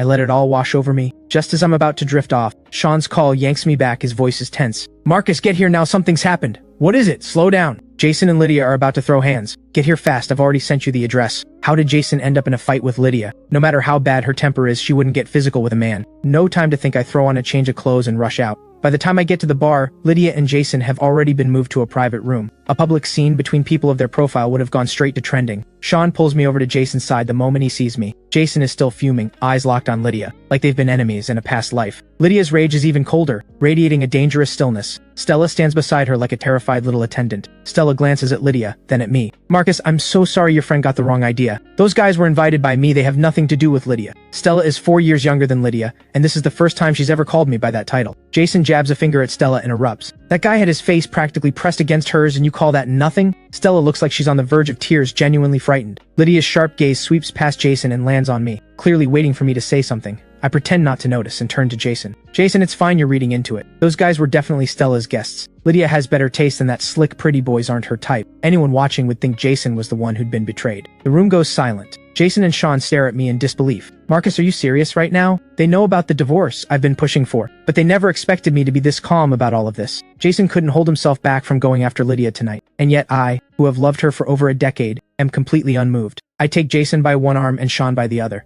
Dead serious. Come on, we're leaving. We'll grab a drink somewhere, else my treat. I don't spare Lydia another glance. Stella blinks and nudges Lydia. Lydia, Marcus and the others just left. Lydia's voice cuts like ice. His title? He doesn't deserve it. Those words reach me clear as a bell just as the door clicks shut. My chest stings just a little, just enough to feel, I don't deserve that title. Save it for Zane. We find a table and the three of us drink. Jason keeps asking me, Marcus, have you really and truly let Lydia go? I nod. That, I can say for certain. Jason raises his glass and drains it in one go. That's what I'm talking about. I've always respected you for that. 10 years of feelings, and you let it go just like that takes guts. Sean raises his glass to me as well. Just as the mood picks up, Sean's girlfriend calls to check in on him. His love life is the smoothest of all of ours, they're already talking about marriage. Sean, totally whipped, stands up immediately. Boys, my girl needs me, I'm out. Jason needles him. What, you're going home to babysit? Sean laughs, tosses back a curse, and vanishes. Once he's gone, I settle the bill and Jason and I part ways. Back at Crestwood Manor, I catch a whiff of myself all alcohol and decide to shower. I push open the bathroom door, and a wall of steam hits me. A figure steps out through the mist. I stare at Lydia like I've seen a ghost. 5 years of marriage, and this is the first time I've ever seen her like this. After a few seconds of silence, I say, this is my bathroom. Since we married, I've had the master bedroom whenever she comes home. She takes the guest room, or falls asleep in the study. This is the ensuite, mine alone. Lydia towels her hair, voice perfectly level. Any objections? I answer honestly, none actually. You're beautiful, I'm not complaining. Lydia, even if she had nothing to her name, that face alone would still leave men defenseless. She gives me a slow, unreadable look, then steps forward 2 quick steps. I step back 2, shifting to the side. Alright, I need to shower, you should go. Then a hand cups the back of my head. Lydia tilts her chin up and kisses me. A faint trace of mint passes into my mouth. Shock roots me in place. I don't move. When I don't respond, she presses deeper and her skill is undeniable. I have no experience with this. I let her take the lead entirely. Her warmth, the steam, the breathlessness, I'm flushed and sweating before I know it. The atmosphere in the bathroom grows heavier by the second. I try to pull back, she doesn't let me. The new position only closes the distance between us. Maybe I should just let this happen, fulfill what I never got to in my past life. Something in me gives. I close my eyes and begin to respond. A feeling I shouldn't be having stirs to life. And just as I'm about to lose myself, Lydia stops. She lets go. The heat behind her eyes fades. I look at her, disoriented. She lets out a cold laugh. So it was all an act. Weren't you done loving me? She reaches out and carelessly rubs the corner of my lips. Looks like you've just been putting on a show for everyone. Marcus is playing hard to get your new strategy? So this was a test, and she used this to do it. My reason snaps back. I straighten my clothes and hold myself steady. I look down at her, and something in me feels both sad and absurd. Was that really necessary? I don't play games like that. You're just not used to me being distant. Like a loyal dog that suddenly stops wagging its tail, it throws you off. But you'll get used to it. Lydia tilts her head, amused. Are you calling yourself a dog? I grip my disheveled collar and answer quietly. Don't you already know the answer? She's no naive girl, of course she knows. I confessed more times than I can count. She never took it seriously. Many men have loved her. The only thing that set me apart was that I married her. Lydia gives a light, satisfied laugh. Go shower. And with that she walks out. I close the door quickly and rush to the mirror. My face is flushed red. I could kick myself. All she had to do was toy with me for a moment, and I nearly fell apart. I take 3 minutes breathing, remembering until the calm returns. I shower and go to bed. Lydia is gone. The sound of her engine fades into the night. I watch her car disappear into the dark. She won't be back for a while. Tonight confirmed it for her. I'm still in her grip, and she can keep treating my feelings as something disposable. The next morning, I have Ray drive me to the hospital. I dress deliberately, a charcoal slim-fit suit, going for a composed, authoritative look. I arrive and set flowers by Wendy's bedside. My voice comes out low and smooth. Wendy, how's the arm? Wendy puts down her phone. Much better, Marcus. The doctor says I can go home tomorrow. I settle into the chair beside her and adjust my cuff. That's good. Your boyfriend didn't come today? Wendy smiles, soft and sweet. He's at work, we're both part-timing to ease the financial load. I nod and keep the conversation light. I pull out my phone, glance at it, and act startled. How is my phone already dead? Wendy points to the bedside table. There's a charger here, Marcus. I take the charger and deliberately lean over to plug it in, my body hovering just above hers, deliberately close. By the time I straighten up, her face is bright red. Genuinely innocent, I think to myself. Out of the corner of my eye, I catch Naomi in the doorway, watching me with a deep, measured gaze. When did she get here? She saw the whole charger. Stunt. That's awkward. My smile goes hollow. Dr. Naomi, what brings you here? Naomi steps in, calm as ever. Covering a shift, she checks Wendy's injury and gives a few brief instructions. I stand to the side watching, feeling oddly guilty. Naomi has always been a little different to me. In my past life, the only thing that ever connected us was working together against Lydia. Before that, we were strangers. She never wronged me, and in the end, she was the one who searched for doctors on my behalf. She gives me a look. Step outside with me. I get up reluctantly. Naomi leads me to her office. The other doctors are gone. It's just the two of us. She flips through patient files without looking up. How are things with Lydia lately? Her dark hair is pulled back simply, revealing the pale line of her neck. The clean angle of her profile, I catch the sharp rise of her nose. I answer vaguely. Same as always. Marriages stagnate, that's why people seek excitement. But the price is usually steep. Naomi's voice is exactly like her, calm and a little distant. I frown. Why haven't you talked to Lydia? Naomi closes the file and finally looks up properly. I have, she doesn't listen. I don't even notice the edge of defiance in my own voice when I say, then neither do I. Something flickers in Naomi's eyes, as if my tone caught her off guard. I pull myself back. You're her closest friend. You know better than anyone what she's been doing all these years. I never argued, never caused a scene,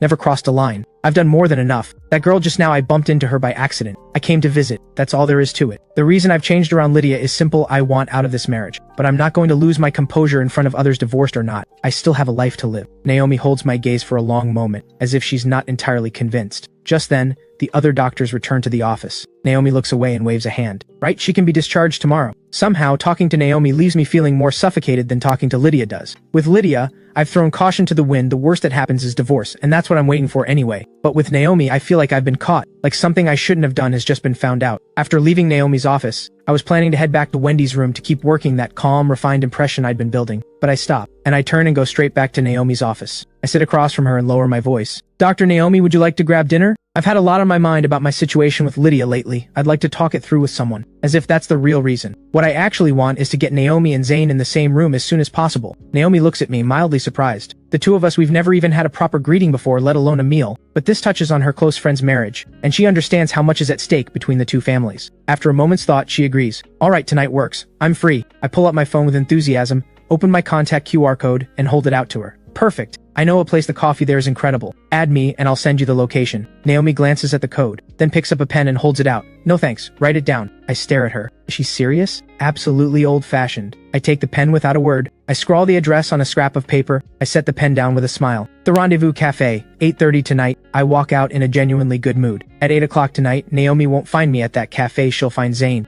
With that in mind, I spend the rest of the day buzzing with anticipation. I can't stop picturing the moment Naomi and Zane come face to face. I decide to go in disguise. I'm not missing this. The only question is, will Naomi fall for Zane on the spot, or will it take time? Around 8 o'clock, I head to the cafe alone. I don't go inside. I peer through the floor-to-ceiling window instead. Sure enough, Naomi is there, seated in the corner by the wall. Isn't that my old favorite spot? Her hair is down, her whole presence cool and a little remote. She sits quietly with her coffee, not even glancing at her phone. Where's Zane? I scan the counter, searching. I look and look, no sign of him anywhere. Instead, it's my own lurking around that catches Naomi's eye. She spots me, stands, and comes out to meet me. Too late to run. Naomi doesn't bother with pleasantries. Marcus, what are you doing out there? Blind? I pull off the wig, feeling deflated. You're a doctor, could you be a little more civil? Honestly, that thing was suffocating. Naomi frowns. You invite me here to talk, then stand outside in a disguise. What exactly is going on? I answer without missing a beat. I'm here, aren't I? I just wanted to check you were actually inside first. Naomi skips the argument, pushes the door open, and gestures for me to get inside. I shuffle in, wig in hand, deeply reluctant. As I pass the counter, I look again carefully. Zane is definitely not here. I ask one of the other staff, where's Zane? He's off today. My face falls. All that anticipation gone. I drag myself over and sit across from Naomi. I order a black coffee out of habit and stare into it. Naomi watches me. Weren't you the one who wanted to talk about you and Lydia? I shrug.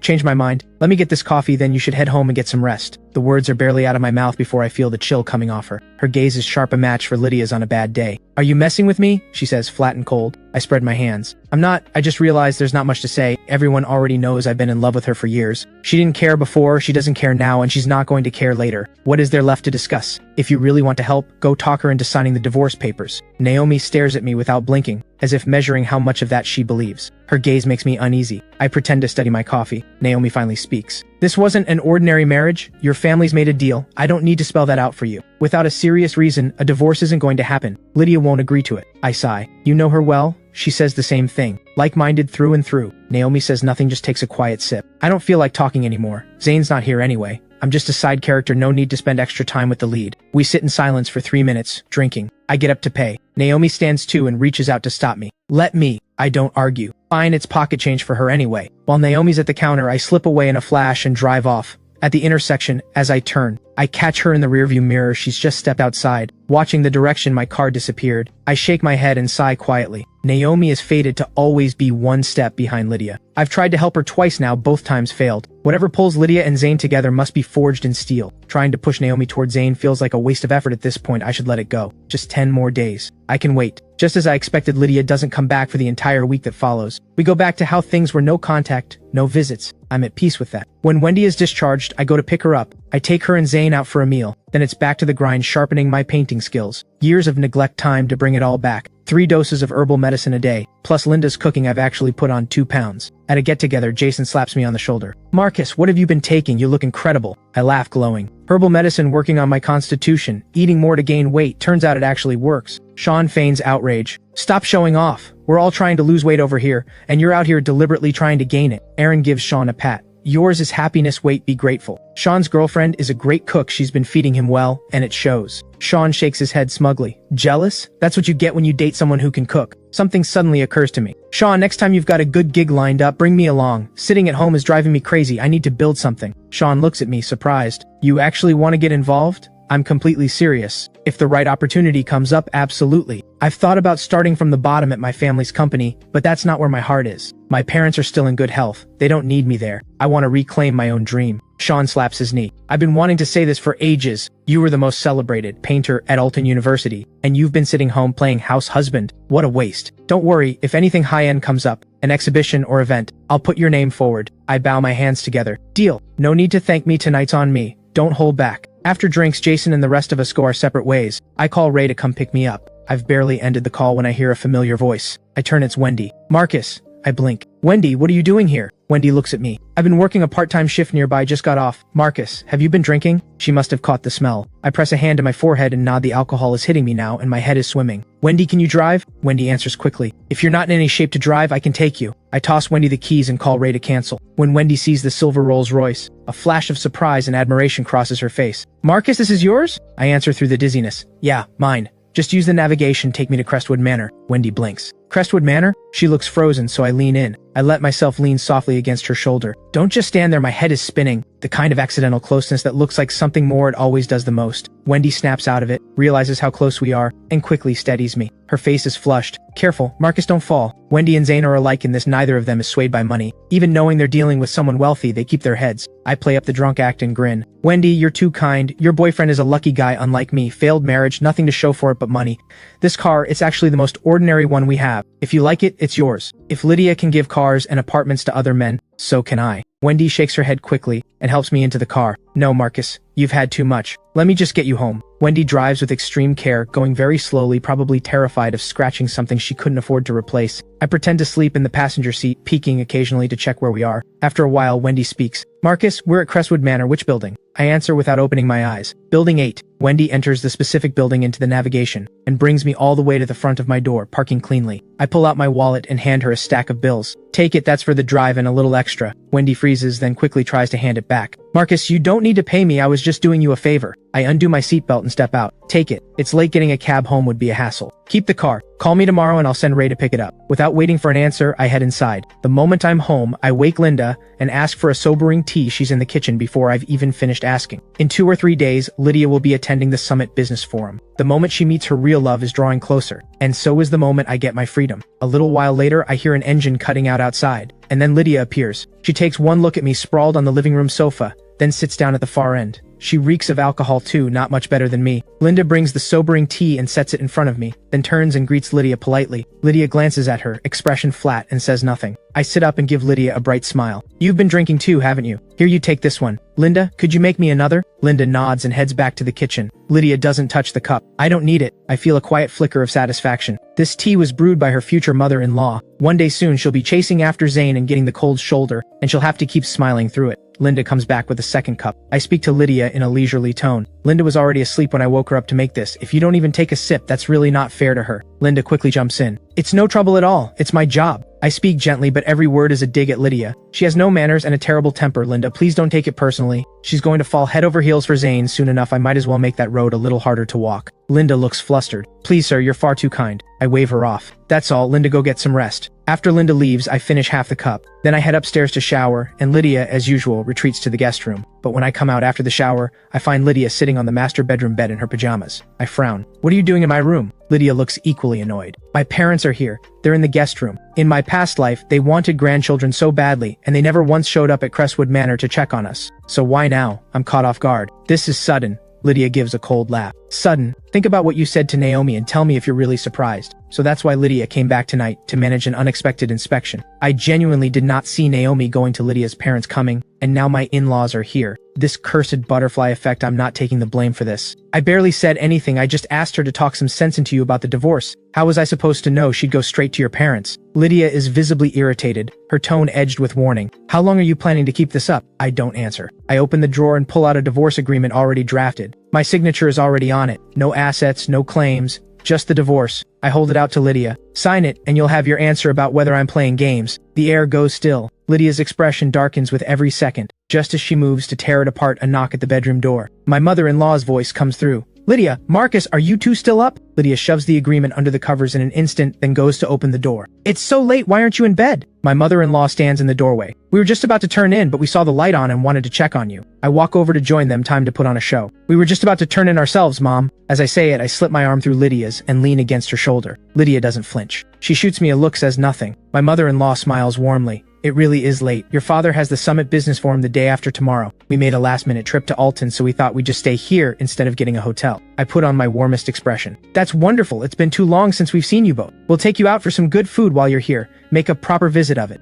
All right, you two get some sleep, don't stay up too late. My mother-in-law turns and walks away. In my past life, I had always gotten one thing wrong. I thought Lydia was a free spirit who rarely listened to her family, and I had poured everything into her, convinced that as long as she loved me back, nothing else mattered. But then I watched her fight tooth and nail for her family's approval, all for Zane's sake. That's when I realized family meant everything to her. If only I had built a real bond with her parents, maybe I wouldn't have been the one to lose. I closed the door and let out a quiet breath of relief, then lock eyes with Lydia, and the awkward silence hits immediately. You take the bed and I'll take the couch. Or should it be the other way around? Lydia drops onto the bed without a care and answers flatly, don't bother. You really think either of us would feel anything? I have to admit Lydia has a real gift for twisting the knife. I don't say another word. I just lie down on the other side. This is only the second time we've shared a bed since getting married. The first was our wedding night and she didn't touch me then either. We lie back to back like two strangers who just happen to share a bed. After a moment, I break the silence. Can you give me Naomi's number? Lydia says nothing. I roll over to look at her. Has she already fallen asleep? I feel a flash of irritation. Then her voice cuts through, cold and flat. No, fine. I close my eyes again and try to sleep. Then a low rumble of thunder rolls in from outside. A storm is coming. A crack of thunder explodes and I yank the blanket up over my head in one sharp pull. But even the rolling thunder can't drown out Lydia's voice, sharp and seething. Marcus! I peek out from under the blanket and face her scowl. Sorry, I'm scared of thunder. Lydia has never had a single soft spot for me. She yanks the blanket right back. Not my problem. Boom, another massive crack of thunder shakes the air. I shoot across the bed like an arrow and bury myself in her arms. Divorce can wait, surviving the night comes first. Lydia goes completely rigid, clearly appalled. Who could possibly be comfortable cuddling a man as bony as a bamboo pole? Even I feel awkward about it. Lydia pries my arms off, expression sour. Don't touch me, please. I swallow the sting and keep my voice even. Then stop stealing my blanket. Lydia kicks the blanket over to my side, then climbs out of bed, digs out a spare blanket, and makes herself a spot on the floor. I wrap myself up tight in the blanket like a cocoon, my eyes drifting down to where Lydia lies on the floor. If it were Zane who was scared of thunder, she'd probably pull him so close she'd never let go. That night, I dream of my past life again. The despair, the helpless rage, it seared into me. The next morning, I wake to find Lydia already gone from the floor. I get dressed and head downstairs. Linda is making breakfast, and the other staff are cleaning. My mother-in-law is out in the courtyard, trimming the flowers and plants battered by last night's storm, while my father-in-law watches from the side. I step outside with an easy smile. Mom, Dad, you're up early. My mother-in-law laughs. At our age, you can't sleep in, gotta keep moving. I walk over and casually link my arm through hers, brushing past her look of surprise and launching right into conversation. Mom, I have a friend who runs a jewelry shop. He recently got his hands on a pair of violet jadeite bracelets, absolutely stunning. He's short on cash right now, so I bought them knowing how much you love collecting jadeite. I'll pick them up in the next day or two and bring them to you. My mother-in-law has a passion for fine jadeite. She even has a dedicated display room at home. I'm playing to her weakness on purpose, working to get closer to her, not to win Lydia back. No, my reasons are far pettier than that. I want to make the road between her and Zayn as rocky as possible. A little payback, that's all.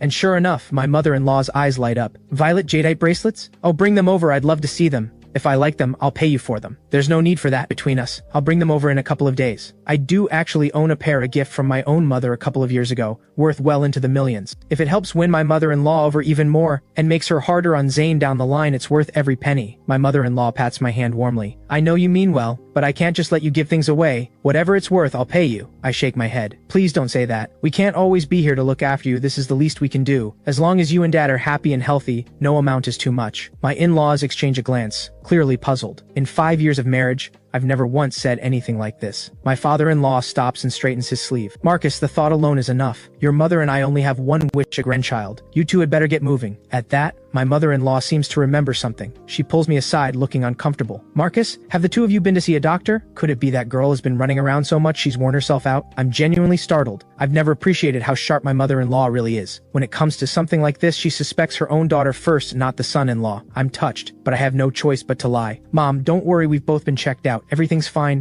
It's probably just that Lydia's been so busy. She's hardly ever home, so it's just taking a little longer. My mother-in-law sighs. Your father and I have seen the gossip columns. We've scolded her plenty, but you're her husband. You need to keep a closer eye on her. I know full well that Lydia is about to fall for someone else, but looking into my mother-in-law's sincere eyes, I nod anyway. We chat a while longer, then sit down for breakfast together. I learn that Lydia left early. I don't give it a second thought. My attitude toward her now can be summed up in one word: indifference. After breakfast, I get in my car and drive straight to the hospital time to settle a score with Naomi. Naomi has just finished her rounds and barely makes it back to her office before I'm blocking the doorway. I give her a smile that never reaches my eyes. Dr. Naomi, got a few minutes? Naomi's fair, delicate face is completely expressionless. No. I sit down beside her anyway. You're avoiding me because you feel guilty, aren't you? I asked you to talk Lydia into a divorce. Instead, you talked her parents into coming to Crestwood Manor. Since when are you such a noble crusader for other people's marriages? The type who'd tear down 10 temples before breaking up one couple. Naomi glances at me, her tone flat. Her parents asked how things were between you two lately. I simply told them you wanted a divorce. I nearly lose it. Did this woman trade her emotional intelligence for her looks? Out of everything she could have said, she chose that one line, and now what are my in-laws supposed to think of me? Just as I'm pressing my hand to my forehead in frustration, a nurse calls Naomi away. I'm left alone in the office. My eyes land on her thermos. Without hesitation, I dig a cigarette butt out of the trash and drop it right in. Serves her right, I mutter under my breath. Restless and irritated, I leave the hospital. With nowhere to be and nothing to do, I wander for a while before heading back home. It's just around noon, and the smell of lunch drifts through the air, rich and inviting. Lydia sits in the living room with her parents, the atmosphere heavy. The moment my mother-in-law sees me, her expression softens. Marcus, you're back. I nod and take a seat beside her. The moment I'm seated, she takes my hand and turns to Lydia. Lydia, your father and I are going to say this once and make it clear. If you're caught up in any more scandal with men like that, don't bother calling yourself my daughter. I stare at them in disbelief. Mom, Dad, this is... My mother-in-law sighs. Marcus, I know this marriage hasn't been easy on you. Lydia has shown no sense of responsibility these past few years, always drawing attention from the wrong people. You're the only one patient enough to put up with her. Give her one more chance, we'll keep her in line together. All Naomi said was that I wanted a divorce, and my in-laws are this worked up about it? In my past life, I had never realized they valued me this much. By the time Lydia had brought Zayn home, her mind was made up. No amount of pleading could change it. Lydia sits across from me now, her expression ice cold. She's convinced this is all my doing. Even after I pulled out the divorce papers last night, her mind didn't budge. I step in with my most understanding tone. Mom, Dad, please don't worry. Most of those rumors about Lydia aren't true, it's just playing the game in business. I trust her. My father-in-law speaks up. Marcus, you're a sensible, decent young man. Understanding and trust are admirable, but we've seen how she's treated you all these years. Don't be too good to her. Women are always drawn to what they can't have. The more you give, the less she values it. It's always what's out of reach or already gone that feels most precious. I'm both touched and quietly amused. Lydia, on the other hand, looks absolutely furious. I nod like an obedient son-in-law. I hear you, Mom. Dad. Linda comes over. Sir, lunch is ready. My mother-in-law glances at Linda with approval. Something smells wonderful. I give a meaningful smile. Linda is an incredible cook. Mom, you should come and enjoy her cooking more often. My mother-in-law chats with me as we head to the dining room. I'm heading back in a couple of days, but look at you, you're so thin. You really should put on a little weight. I want to tell her. There will be plenty of chances for that. It's a rare family meal, but Lydia sits through it in stony silence. I keep the conversation warm and lively with her parents. Then Lydia's phone buzzes. She checks it and her eyes flick straight to me. I have no idea why, and don't dwell on it. It's not until after lunch, when we've retreated to rest, that Lydia comes looking for me. She holds up a photo in my face. Did you do this? It's a photo Naomi sent to Lydia, a cigarette butt floating, in the tea inside her thermos jarring to say the least. I don't flinch. That was me, she shouldn't have ratted me out. Lydia pockets her phone and narrows her eyes at me. Marcus, have you lost your mind? What exactly are you trying to do? The old me barely had any contact with Lydia's friends, and now I'm dropping cigarette butts in Naomi's thermos. I answer calmly. I haven't lost anything. I've just had a change of heart. Lydia, I've given you 10 years, my youth, my feelings, everything. If you're never gonna feel anything for me, then I'm done waiting.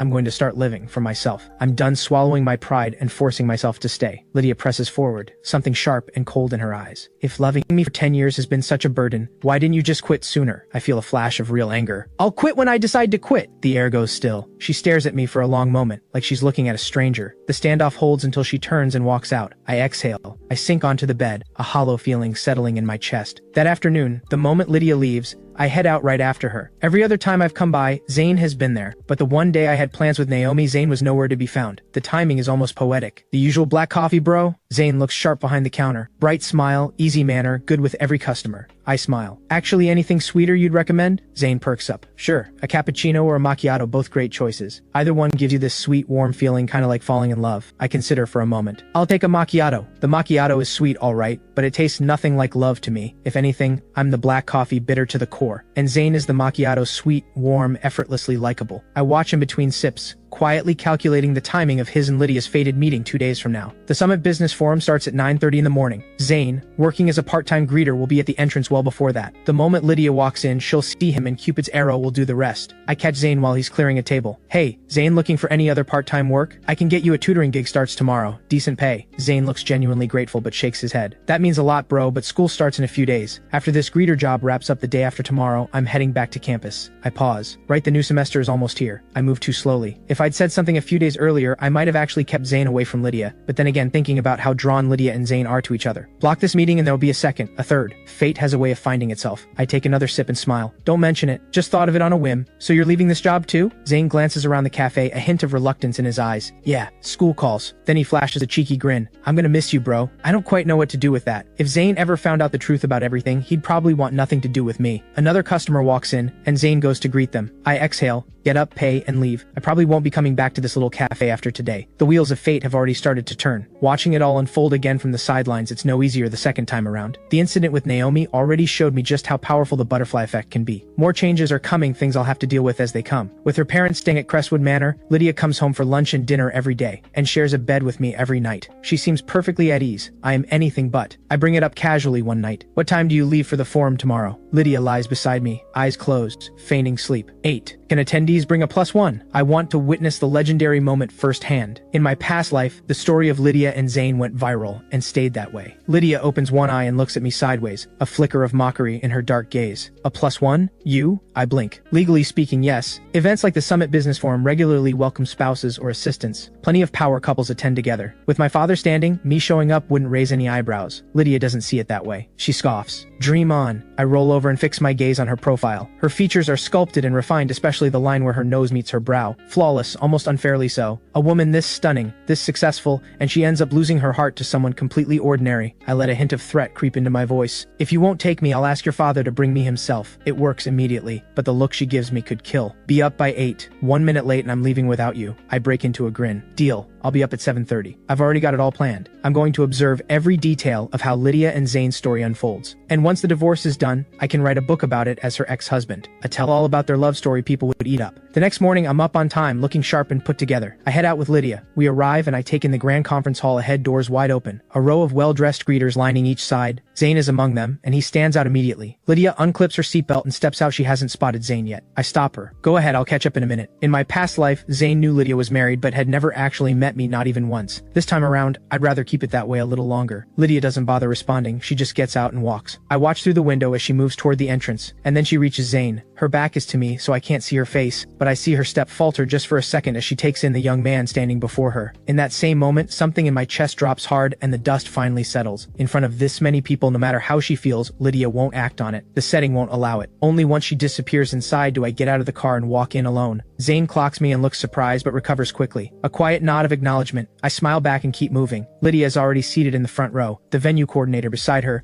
the two of them mid-conversation. My seat is right next to her. As I settle in, I catch the tail end of what the coordinator is saying. I'll send you his number later. The man shoots me an awkward look and promptly excuses himself. I murmur, better instincts than Vincent, I'll give him that. Lydia turns to look at me, her expression carrying even more irritation than usual. She's probably still thinking about Zane and has zero patience for me right now. Which is exactly why I keep talking. Last time Vincent sat next to me for ages and didn't recognize me at all, Lydia replies without looking up. Sounds about right. So are you saying it's normal that he has no instincts? Or normal that I'm basically invisible? Lydia says nothing. She's watching Zane make his way toward us, and her eyes hold a brightness I've never seen before. I recognize it. It's the exact same look I had the first time I ever saw her. But as Zane approaches, his eyes go straight to me, not a glance at Lydia. I appreciate that more than I expected. It makes me think maybe Zane really does genuinely love Wendy. How else could he miss the intensity burning in Lydia's eyes right beside him? Zane is making the rounds with earpieces. He sets one down in front of me with a polite smile, gives me a warm grin, then turns to Lydia with the same open, easy smile. And for once, Lydia actually smiles back. Thank you. That small moment says everything. Zane already means something different to her. Zane glances at her once more. A flicker of something stunned crosses his expression. One simple thank you from her, and the tips of his ears go red. I wonder, was Zane ignoring Lydia earlier because he was afraid of exactly this? The moment passes, and the forum gets underway. The discussions center on joint development between Alton and Carlton and the surrounding regions. Alton has grown at an impressive pace in recent years, and with most of its markets nearly saturated, expansion is the next move. I don't know much about any of this. I catch bits from my father, from Lydia, from my father-in-law, but mostly I'm lost in my own thoughts. After the forum wraps up, my father finds me. Marcus, what are you doing here? Nothing to do at home. Figured I'd come along. My father knows these events bore me to death. His surprise is genuine. He glances toward Lydia across the room. You came with her, I take it. She's deep in conversation nearby, every gesture effortlessly commanding, the posture of someone born to be in charge. Among the heavyweights in this room, Lydia is remarkably young and already a cut above. I nod. My father puts a hand on my shoulder.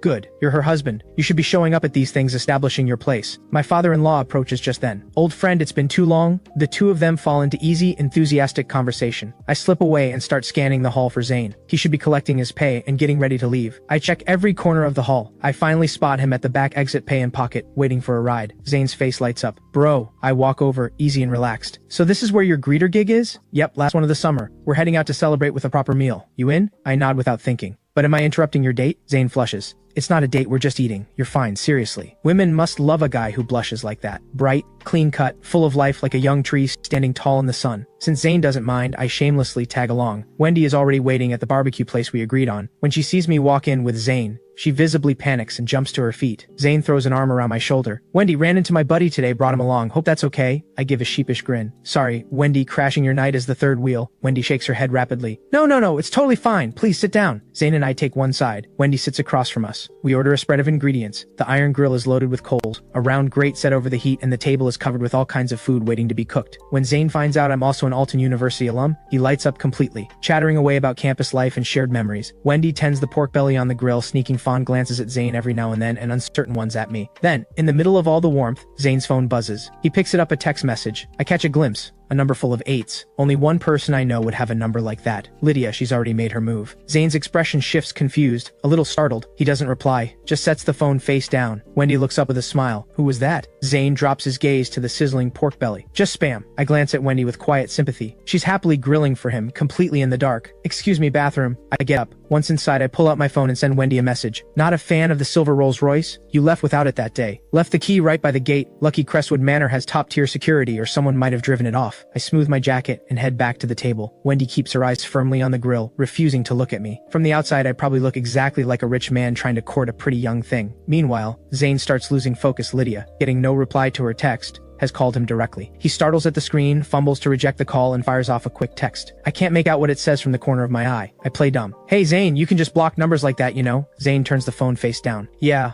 I know. Whatever Zane said must have worked. Lydia goes quiet after that, but this calm won't last. When Lydia sets her sights on someone, she'll pull them down from the stars if she has to. The meal winds down with everyone lost in their own thoughts. When it's over, Wendy offers to drive us both home. I wave it off immediately. Just take Zane, I'll grab a car. Wendy still won't meet my eyes. Okay, stay safe. I flag down a cab for them. Don't worry about me. I watch them get in and drive away. Then I call Ray to come pick me up. 15 minutes later, Ray pulls up. I look at his blank, utterly loyal face and let out a sigh. Ray, if only Lydia were always on call like you. Ray blinks. Sir, would you like me to contact Ms. Lydia? I press a hand to my forehead. Just drive, please. Ray nods and drives me back to Crestwood Manor. My in-laws are home. Lydia isn't. My mother-in-law looks up as I walk in. Marcus, where's Lydia? Didn't she come back with you? We ran into some friends after the forum and grabbed dinner. I assumed she'd already made it home. If I know Lydia and I do, she won't be coming home tonight. Her mind is already somewhere else entirely. My father-in-law's expression darkens. We haven't even left for Carlton yet, and she's already staying out all night. If we weren't here, she'd treat this place like a hotel. He waves his hand in frustration. Call her. If she doesn't pick up, call every friend she has. My mother-in-law gives me a meaningful look. I hand her my phone without a word. Better to step back and let her handle it. My mother-in-law doing the scolding will land harder. I may not know Lydia's friends well, but I have their numbers. All except Naomi. My mother-in-law scrolls through the contacts and starts calling on speaker. After 4 or 5 attempts, Stella's voice comes through. Lydia, it's your brother-in-law calling. Lydia's voice impatient as ever. Don't answer. Every word of it lands loud and clear for the three of us. There's laughter in the background, other people egging her on. In their eyes, I'm nothing more than an unloved, bitter husband. Then Stella's voice drops. It's her mom. The laughter cuts off instantly. Lydia picks up. Lydia, where are you? Out partying with those good-for-nothing men every single day. Are you trying to ruin yourself? Lydia sighs. I'm just having dinner with some friends. I'll be home soon. Half an hour. Get home now. She hangs up because a man's laughter had just filtered through from Lydia's end. My mother-in-law looks at me, her expression complicated. Marcus, when she gets back, have a word with her. This is too much. Half an hour later,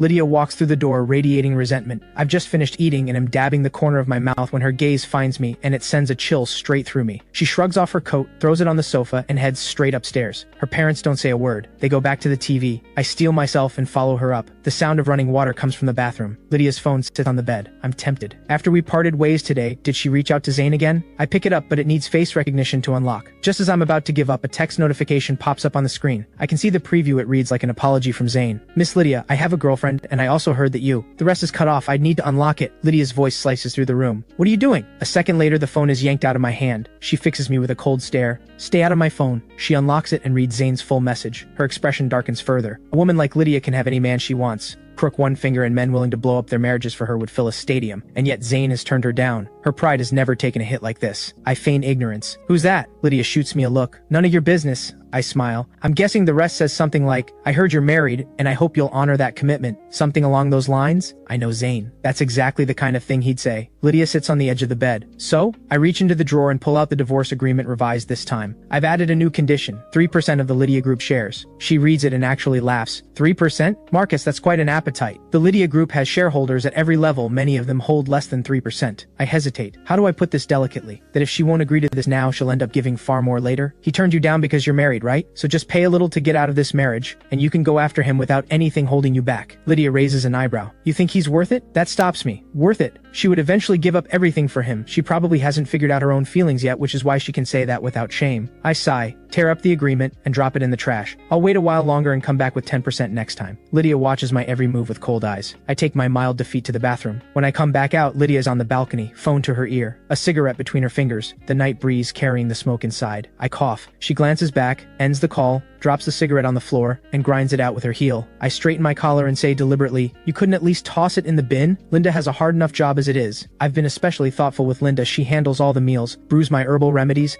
and takes care of the master bedroom on top of her regular duties. I pay her more than the others, and she's deeply grateful for it. Lydia scoffs. That's literally what they're paid to do. If it's too much, they can find another job. I shake my head. She'll regret that attitude someday. Lydia drops onto the bed. Then my phone rings. Wendy. I'm surprised. The moment I pick up, her voice hits me desperate, unraveling. Help me, someone's beating me up. I go still. Where are you? Before she can answer, the sound of blows and her sobbing comes through the line from the Pinnacle Hotel parking lot. Then the call cuts out. I'm already moving, grabbing my clothes. I snatch my keys and head for the door. Lydia's voice stops me cold. Where are you going? I don't skip a beat. Jason needs me for something. By the time I reach the Pinnacle Hotel parking lot, Wendy is already battered. 3 or 4 heavy-set women in expensive clothes spot me walking in and laugh. This is who you called for backup, sweetheart? I go straight to Wendy and help her up. She's bruised and swollen, a mess. She fills me in quietly, her voice trembling. I was working valet here tonight. I accidentally scraped their car. I said I'd pay for it, but they're demanding 100,000. I don't have that. I frown. Show me the car. Wendy points to a white sedan a short distance away. I take one look and my brow knots. That car is worth maybe 200,000 at most. A scratch, and they want 100,000? That's some racket. One of the women looks me up and down, mouth full of filth. Well, boy, ready to pay up? Skinny thing like you sure you're worth our time? Despite everything, Wendy forces herself to her feet. Her bloodied hand points at them, her voice shaking but fierce. Watch your mouths. Go ahead and beat me to death if you want. I'm genuinely taken aback. This girl has spine. I'd figured she'd just hide behind me and wait for the storm to pass. Wendy's words have clearly set them off. I step in front of her, my expression hard.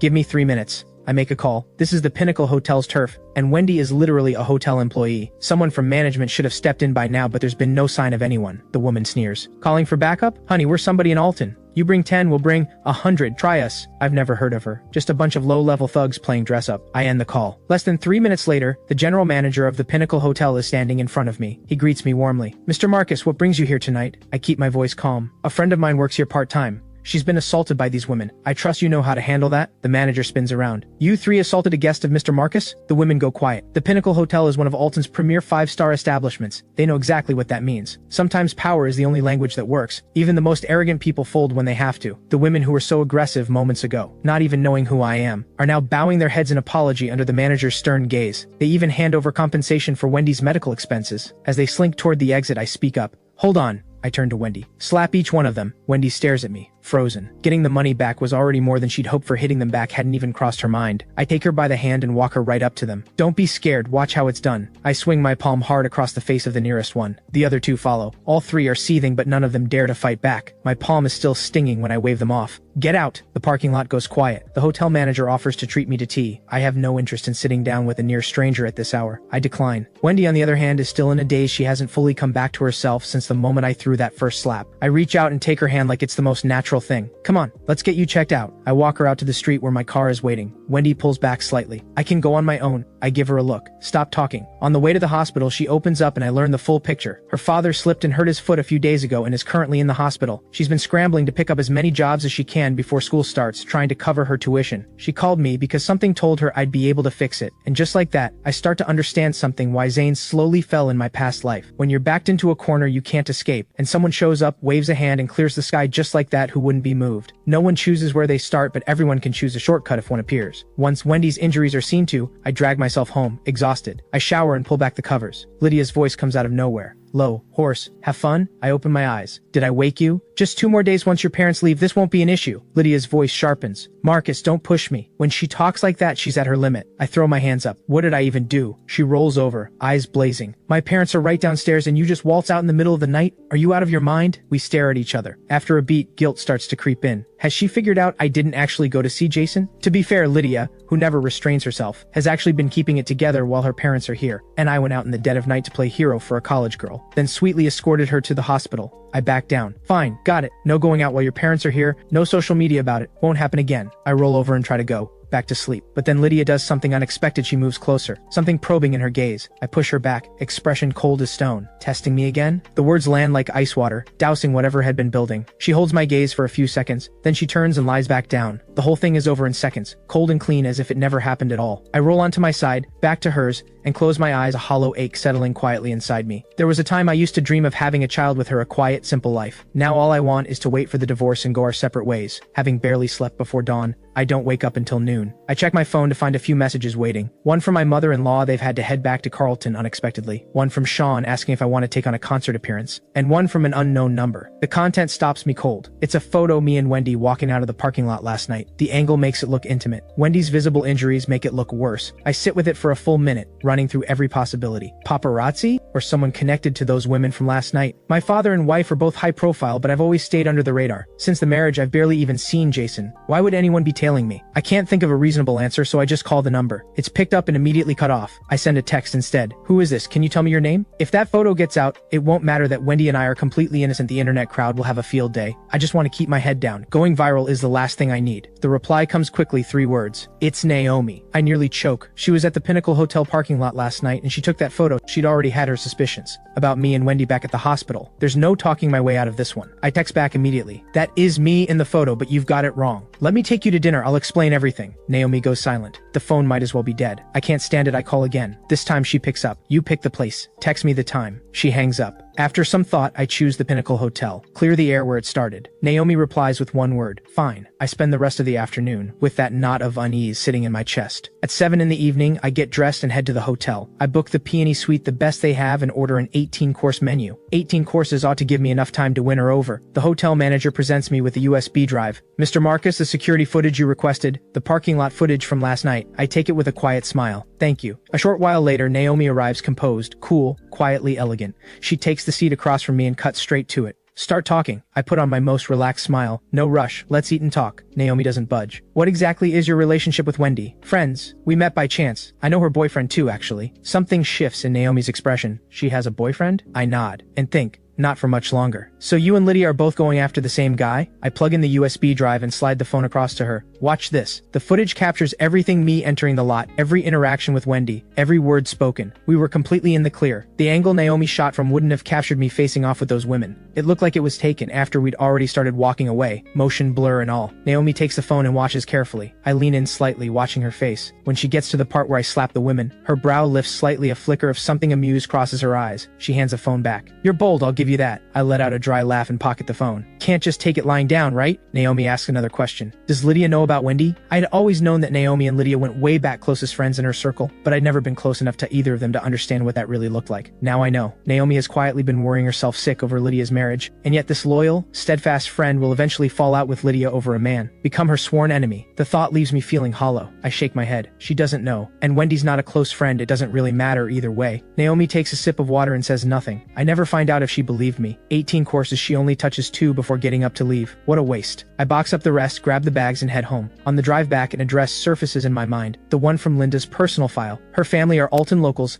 living near the border between Alton and Carlton, out past the city's edge, quieter, cheaper. Zane's family is a little better off than Wendy's, but not by much. With my in-laws back in Carlton, Lydia has nothing holding her back. She'll find a way to get close to Zane. Tracking down his personal details would be nothing for her. She probably already has his home address. Zane has no work shifts for the next couple of days, and school hasn't started yet. He's likely at home. On impulse, I turn the car around and head towards Zane's neighborhood. It's an aging residential block on the outskirts of Alton, the kind of housing complex built at the end of the last century. Next to it sits a derelict chemical plant. Zane's mother used to work there. That's how the family got their apartment. The plant shut down 10 years ago, got bought out by the Lydia Group, and has been sitting untouched since. No development plans yet. The moment that changes, every building in the area goes with it. That's what capital does. And Lydia, born into power and profit, is sharper than most. The compensation she'd originally offered was pegged right at the legal minimum, not a cent more. But no one could have predicted what came next for Zane's sake. She turned into someone else entirely. Zane was chosen as the resident's representative to negotiate. Everyone expected a fight. Instead, Lydia was surprisingly gracious. She revised the terms. Every household walked away with far more than they'd expected. It left Zane furious and moved at the same time. Furious because she'd engineered the whole situation. Moved because she'd done so much for him anyway. I sit in the car, head tipped back, watching the lights flicker on across the complex, my mind full of things I can't quite name. Back then, I had no idea Lydia was doing all of this for a man. Looking back, she had been chasing Zane for exactly 6 months. 6 months, and already this unhinged. I don't know Zane's exact unit, so I drive slowly around the complex. No walls, no security, easy enough to cruise through. Just as I finish one loop, a silver Rolls-Royce catches my eye. Lydia is leaning against the hood, head slightly bowed, lighting a cigarette. Luxury car, stunning woman, darkness and smoke. It looks like a movie still. I put myself in Zane's shoes and think, this untouchable woman is chasing me, throwing money at every obstacle, charging through everything like a knight, and I'm the only one in her eyes. Zane has nothing going for him except his looks, and suddenly, it clicks. If I were him, I'd cave too. Zane is innocent, not stupid. I follow Lydia's gaze and find Zane's window. In that building, only the 5th floor is lit. I call Lydia's phone. What do you want? She picks up, voice as cold as ever. Nothing. Just seeing if you'd actually pick up. I watch her through the windshield. As expected, she hangs up. I'm almost flattered. She's standing beneath another man's window, lost in longing, plotting how to win him over, and she still spares a sliver of energy to answer her bitter, neglected husband's call. I shake my head and drive away. Back at Crestwood Manor, the staff have just finished cleaning. Linda is the last one wrapping up, and she seems to have been waiting for me specifically. Sir, she looks uneasy when she sees me. I set the food out on the table. Linda, what's wrong? She watches me nervously, her face twisted with discomfort. While I was cleaning your bedroom today, I accidentally broke a bottle of aftershave. Please tell me how much it costs. I'll pay for it. Which one? She quickly produces a folded piece of paper with the broken pieces inside. It's a bottle of Maison Brun aftershave. Nearly 9,000 a bottle. Linda's entire monthly salary wouldn't cover it. Watching her shrink like that, something stirs in me that I can't quite name. This ordinary woman, and yet, in time, she'll be the mother-in-law of someone like Lydia. Forget it. I'd already used more than half. Just be careful next time. A vague exhaustion settles over me. The image of Lydia gazing up at that window drifts back to me, and the world feels unreal. Linda thanks me over and over, guilty and relieved. I say nothing, and head upstairs. After a shower, I'm lying in bed with a face mask on, scrolling my phone, when the bedroom door clicks open. Lydia is back. I watch her walk in and say flatly, "My parents have left, you can drop the act." I know. She grabs her pajamas and walks back out. I really did flatter myself. I let out a long sigh and try to sleep.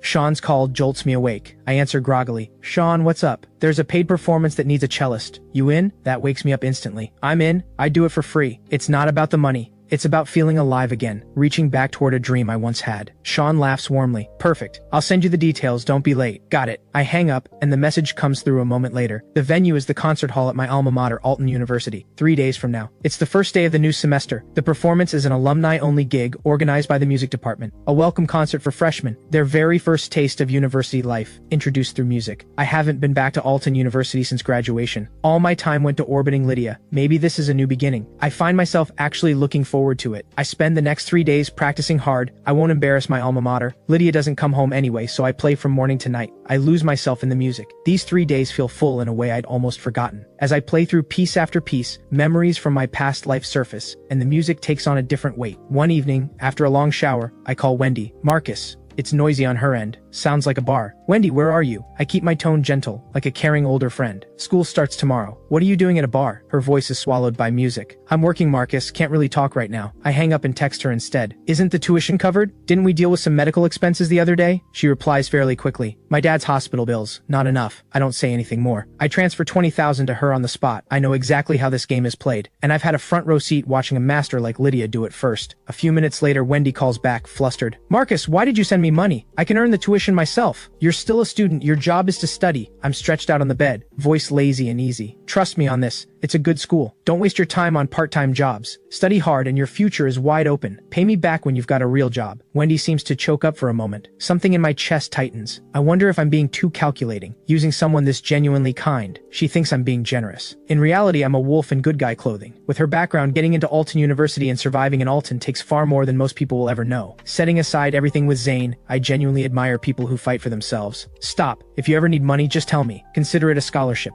Pay me back once you're working." It's nothing to me financially, and it lets me feel a little less crooked inside, while actually helping Wendy. 2 birds, 1 stone. She must be truly desperate. Otherwise, she wouldn't still be working the night before school starts. After we hang up, she keeps the money and sends one last message. "Thank you, Marcus. I'll pay you back." I don't reply. I toss my phone aside and go to sleep. The next morning, I'm up early, taking my time getting ready. Sharp, put together, looking well rested. I sling my cello case over my shoulder and have Ray drive me to Alton University. Stepping back on campus, a wave of something quiet and heavy washes over me. I watch the freshmen, bright-eyed, buzzing with energy, and I remember what it felt like to be one of them. I was elated back then. Getting into the same university as Lydia felt better than winning the lottery. I follow my memory to the concert hall. Every music student passes through here at some point. Floor-to-ceiling glass walls wrap around the space, with a tiered performance stage at the center. 52 alumni are here today to perform the Blue Danube Waltz. Positions are quickly assigned and everyone takes their place. No rehearsal, no run-through, just shared instinct. These are all Alton University's finest, and no matter how many years the world has worn them down, the talent is still there. As the melody rises, I feel the warmth and sweep of it move through me. My whole body relaxes. More and more students gather to watch, and the makeshift ensemble plays with growing energy, moving through one classic after another. They don't stop until noon. The applause washes over me, and I drink it in. I scan the crowd, and there's Wendy, eyes bright and shining, fixed on me. She gives a shy little wave. I smile and nod back. When the ensemble breaks up, I walk over. "Wendy, Marcus, I didn't know you played cello. That was incredible." She doesn't hold back. "I studied cello here, actually." I walk with her, cello on my back. I think guys who play music are just so attractive. The bruises on Wendy's face have mostly healed, though faint marks still linger at the corners of her mouth and eyes. She has such a gentle sweetness about her. For a moment, I wonder, is that aimed at me? My Zane studies music too, but he's in vocal performance, not an instrument. Same path as Sean, then, heading toward a career as a vocalist. I quietly let out a breath. I was reading too much into it. She's clearly devoted to Zane. Trying to poach her away was never going to be easy. Once Lydia manages to pry Zane loose, maybe then there'll be an opening. This was never about love anyway. Just evening the score. Zane himself appears just ahead. Young, glowing, radiating the kind of easy warmth I've never quite had. He spots me with Wendy and doesn't miss a beat, just lights up. "Marcus, what are you doing here?" I smile easily. "Just finished performing," and ran into Wendy on the way out. "I heard there was an incredible performance, I cleared my schedule, and still missed it." Genuine regret crosses his face. "He's not just being polite," Wendy chimes in. "No wonder I couldn't find you. Your phone was off." Something flickers in Zane's eyes. A faint unease, and something that looks like fatigue. His smile strains just slightly. Had it on silent, didn't hear it. The start of term is always the most hectic. I smile at both of them.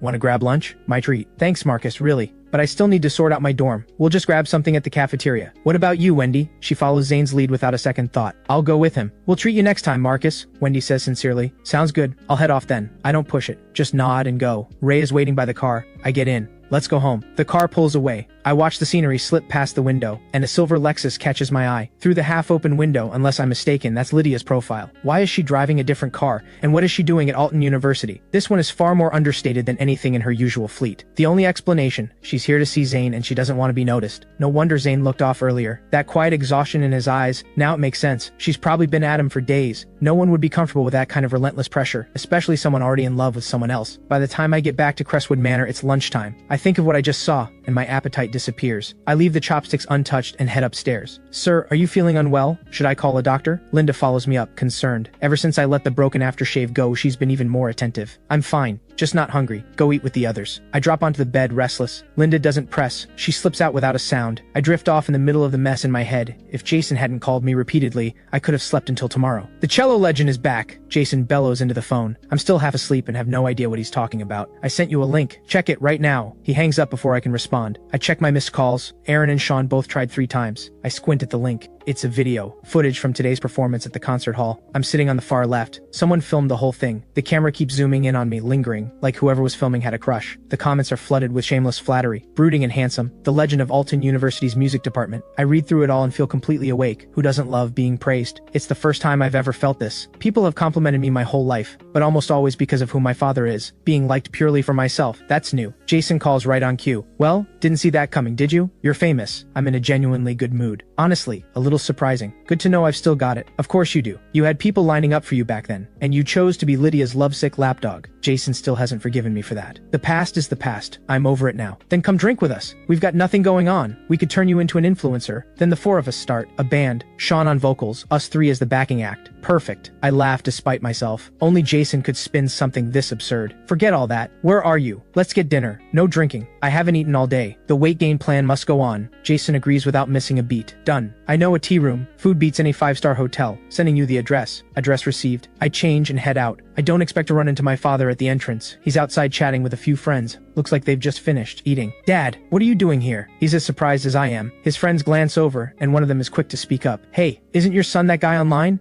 The one playing cello today? He's everywhere right now." My father has clearly seen it. Pride crosses his face, but his voice stays measured. "Famous for what?" "He studied cello in university, hasn't touched it properly in years. And he's still that good after years away? Your son is something else, handsome too. Looks like someone destined for great things." I stand there soaking up the over-the-top flattery, pleased and embarrassed at once. I'm lean and tall, hardly the picture of prosperity. Jason calls to hurry me up. "Dad, my friend's waiting. I'll head in." Go on, I'm heading home anyway." He waves me off. I nod. I turn toward the tea room, and I'm about to call back to say we should have dinner soon, when I notice a woman stepping out of my father's car. She's standing under a streetlight, around 40, alluring and refined at once, bowing respectfully to my father. My father says something, gets into the back seat, and she takes the wheel. His driver used to be a man. When did that change? Something about it unsettles me, though I can't quite say why. "What are you doing standing at the door, playing doorman?" Aaron arrives and claps me on the shoulder. "Waiting for you, obviously. Your own personal welcome committee." Touched? I shake it off and sling an arm around his shoulder. "Let's go." We push open the door to the private room. A soft wave of tea fragrance, quiet strings playing from a speaker in the corner. Instantly calming. Jason is already posing with his teacup, getting Sean to take photos for his social media, keeping some girl on the hook, no doubt. I used to think he was shallow and clueless about love. Now I think he might be the wisest one of us all. "Marcus! Aaron, you made it!" Jason drops the pose and waves us over with a grin. "Sit down. I already ordered. You won't be disappointed." Aaron and I settle in. "We trust you." The 4 of us around the tea table. a graceful tea ceremony hostess adding a quiet elegance to the room. I order a cup of golden eyebrow tea. It's naturally sweet. The hostess performs the full brewing ritual right in front of us, softly explaining the price, the origin, the character of each leaf. It's a pleasure just to watch. We sip our tea, and the food arrives. Every dish genuinely good, just as promised. The server opens the door to bring something in, and in the brief moment before it closes, I catch a glimpse of Lydia and Naomi walking past. They're dining here too? A flicker of curiosity passes through me. Then I let it go. What they do is none of my business. Soon enough, everyone goes back to their own conversations. Then mid-meal, Sean makes an announcement. Brothers, Claire and I are getting married. I nearly choke on my food. Jason and Aaron both stare. Are you serious? You're actually walking into that? A tomb for others, maybe. For us, it's a castle. Sean is completely sure of Claire. They're well matched in looks, and Claire's family can't compare to Sean's. She wouldn't dare treat him badly. You can't trust any of them, Sean. Don't let love make you stupid. Jason grabs his shoulder hard. Wake up. At least wait another 6 months. Sean knows we mean well. He doesn't get angry. He just laughs and brushes Jason's hand off. You've all got such a bleak view of marriage. I'll change that. Jason tries to keep pushing, but I catch his eye and he reads the room. There are limits to how far even good friends should go. I need to use the bathroom. My stomach is acting up. I excuse myself. I head right out of our room, pass a door, and hear Stella's voice. Lydia, is this actually love? I stop and listen. Monica chimes in with obvious amusement. Too bad the guy won't give you the time of day. Even Lydia's charm has its limits. He has a girlfriend, Lydia. Let it go. College boys are everywhere. That's what her circle of enablers does. Never stop her, just cheer her on. And I understand, in their minds I barely count as Lydia's husband. Then Naomi's voice cuts through, cool and clear. What about Marcus? I actually feel a little bad about the thermos incident. The cigarette butts thing was too much. Silence in the room. Then Lydia's voice, slow and unbothered. Please, it's not love. It's just the thrill of wanting something I can't have. You always want what's out of reach. Whatever she says next, I don't hear it. My stomach won't wait any longer. Back home, Lydia goes straight to the study. I shower and get ready for bed. I've barely finished drying my hair when she walks in. There's something in her expression I can't quite read, and it gives me a small, quiet ache. Marcus, we need to talk. She's calm. I nod. 10 minutes later, I've pieced together what she wants. We each do as we please. With one condition attached, I stay away from her close friends. Combined with the earlier rules, no social media posts, no telling either family. That's 3 conditions total. Why not just divorce, I ask. There's a hollow note in my voice. We don't have grounds. She says it without flinching. She leaves. I have a feeling tonight's conversation has everything to do with Zane. She wants to make sure I won't get in the way of whatever she's chasing, and she has no idea that she's going to fall completely, helplessly in love. From that night on, Lydia vanishes. More than 2 weeks pass without her setting foot in Crestwood Manor.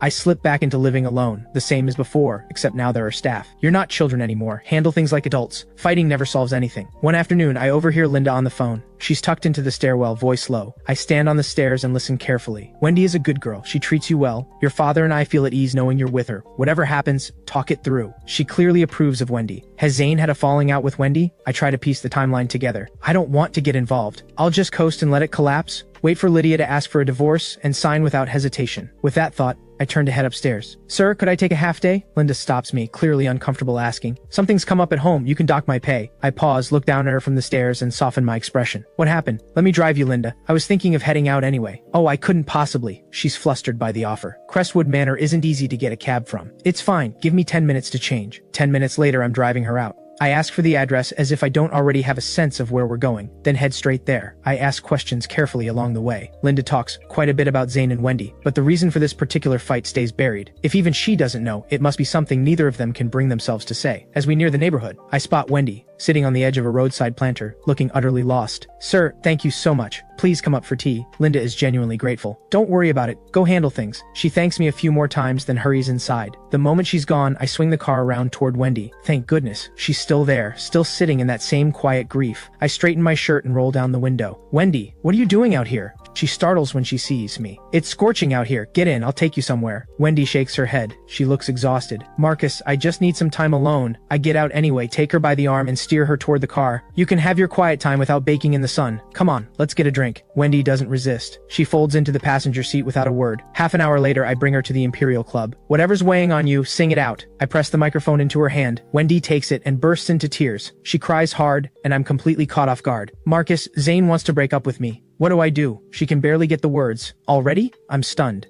In my past life, Lydia had spent a full year chasing Zane before Wendy finally stepped aside. This is way too soon. What's happening? Tell me everything. Maybe I can help. I steady myself and keep my voice even. Yesterday, I accidentally saw a text on his phone. From a woman I don't know. It was intimate. We fought. I demanded to know who she was. He wouldn't tell me. I don't trust him anymore. Maybe we should just end it. She covers her eyes. Her voice is full of grief and frustration. I keep my expression neutral. What did the message actually say? She's quiet for a moment. Then, it said, it. I want to see you. Please give me a chance. So that's what love does to a person. Even Lydia, reduced to begging. She would never write that to me. I could have walked away with nothing and she wouldn't have blinked. After everything my past life put me through, I finally made peace with the fact that I was never meant for her. But Wendy hasn't lived through any of that. She has no past life to fall back on. Zane said something reckless, and now she's drinking herself through it. I watch her with something close to pity. Part of me wants to tell her to accept it, spare herself from what comes next. But another part of me bristles. Why should they be torn apart this quickly? Marcus, I really love him. I know my family background isn't much. I know I'm not on his level, but I'd work for it. Wendy's had too much. The words are coming freely now. So many people wanted him, and he picked me. I was so happy. I swore I'd never let him regret it. So why is he pulling away? What am I supposed to do? It hurts so much. Another glass. Don't jump to conclusions. What if he hasn't? That message just means someone is chasing him. It doesn't mean he's responding. Wendy gives a hollow smile. This is different. Other times it happened, he always told me himself. Never let me wonder. There must be a reason he's holding back. Let me take him to dinner sometime, talk it through. Thank you, Marcus.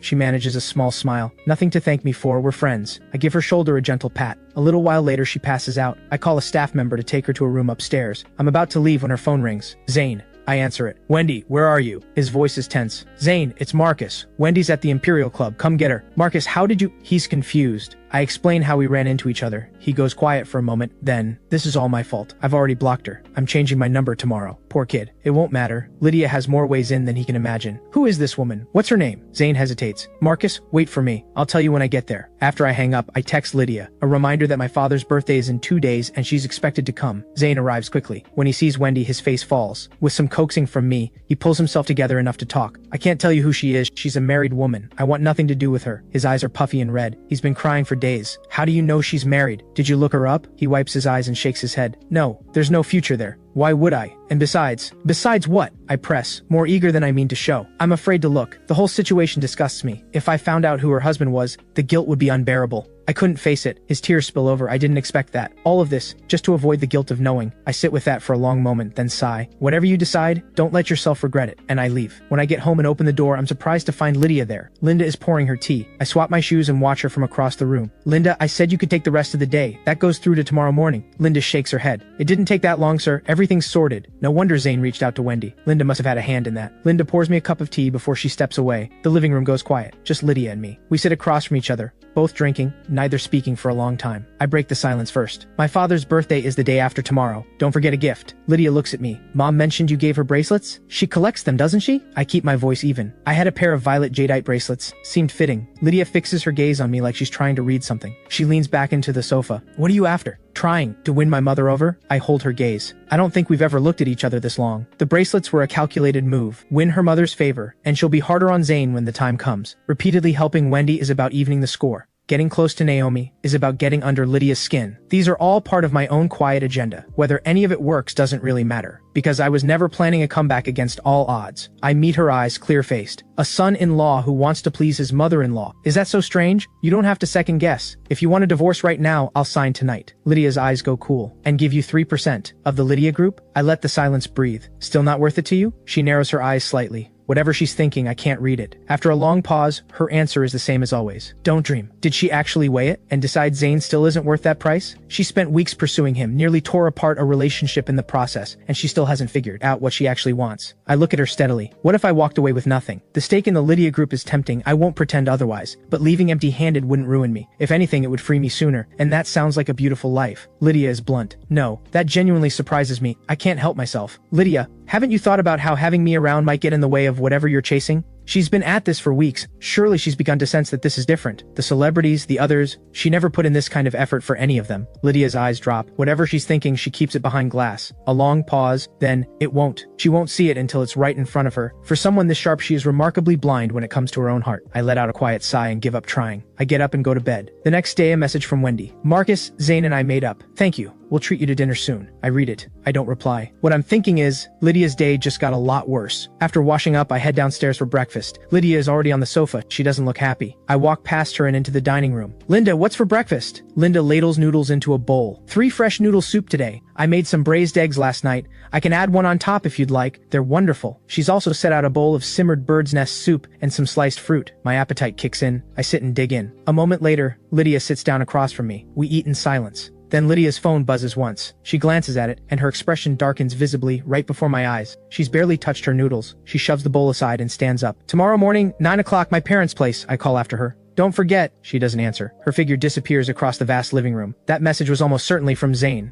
and whatever it said hit hard. Otherwise, she wouldn't have reacted like that. I glance over at Linda tidying the kitchen. I wonder if Zane has ever told her about being pursued by a married woman. That married woman just stormed out. I tell Linda on my way out, I won't be back for lunch. And I'm off. I've scheduled a full physical today. Your body is your foundation. It deserves attention. After half a day of tests and waiting rooms, I've gotten through most of it. Before I leave, a thought crosses my mind. I head to Naomi's department. The moment I see her, I smile. Dr. Naomi. She's at her desk eating a takeout lunch. When she sees me, her brow knits slightly. I sit down beside her. "Just you, eating so simply. I respect that. You've always been different from that crowd. They're all princesses. You're something more refined." Naomi gives me a sidelong look, expression flat. Using me to get under Lydia's skin again?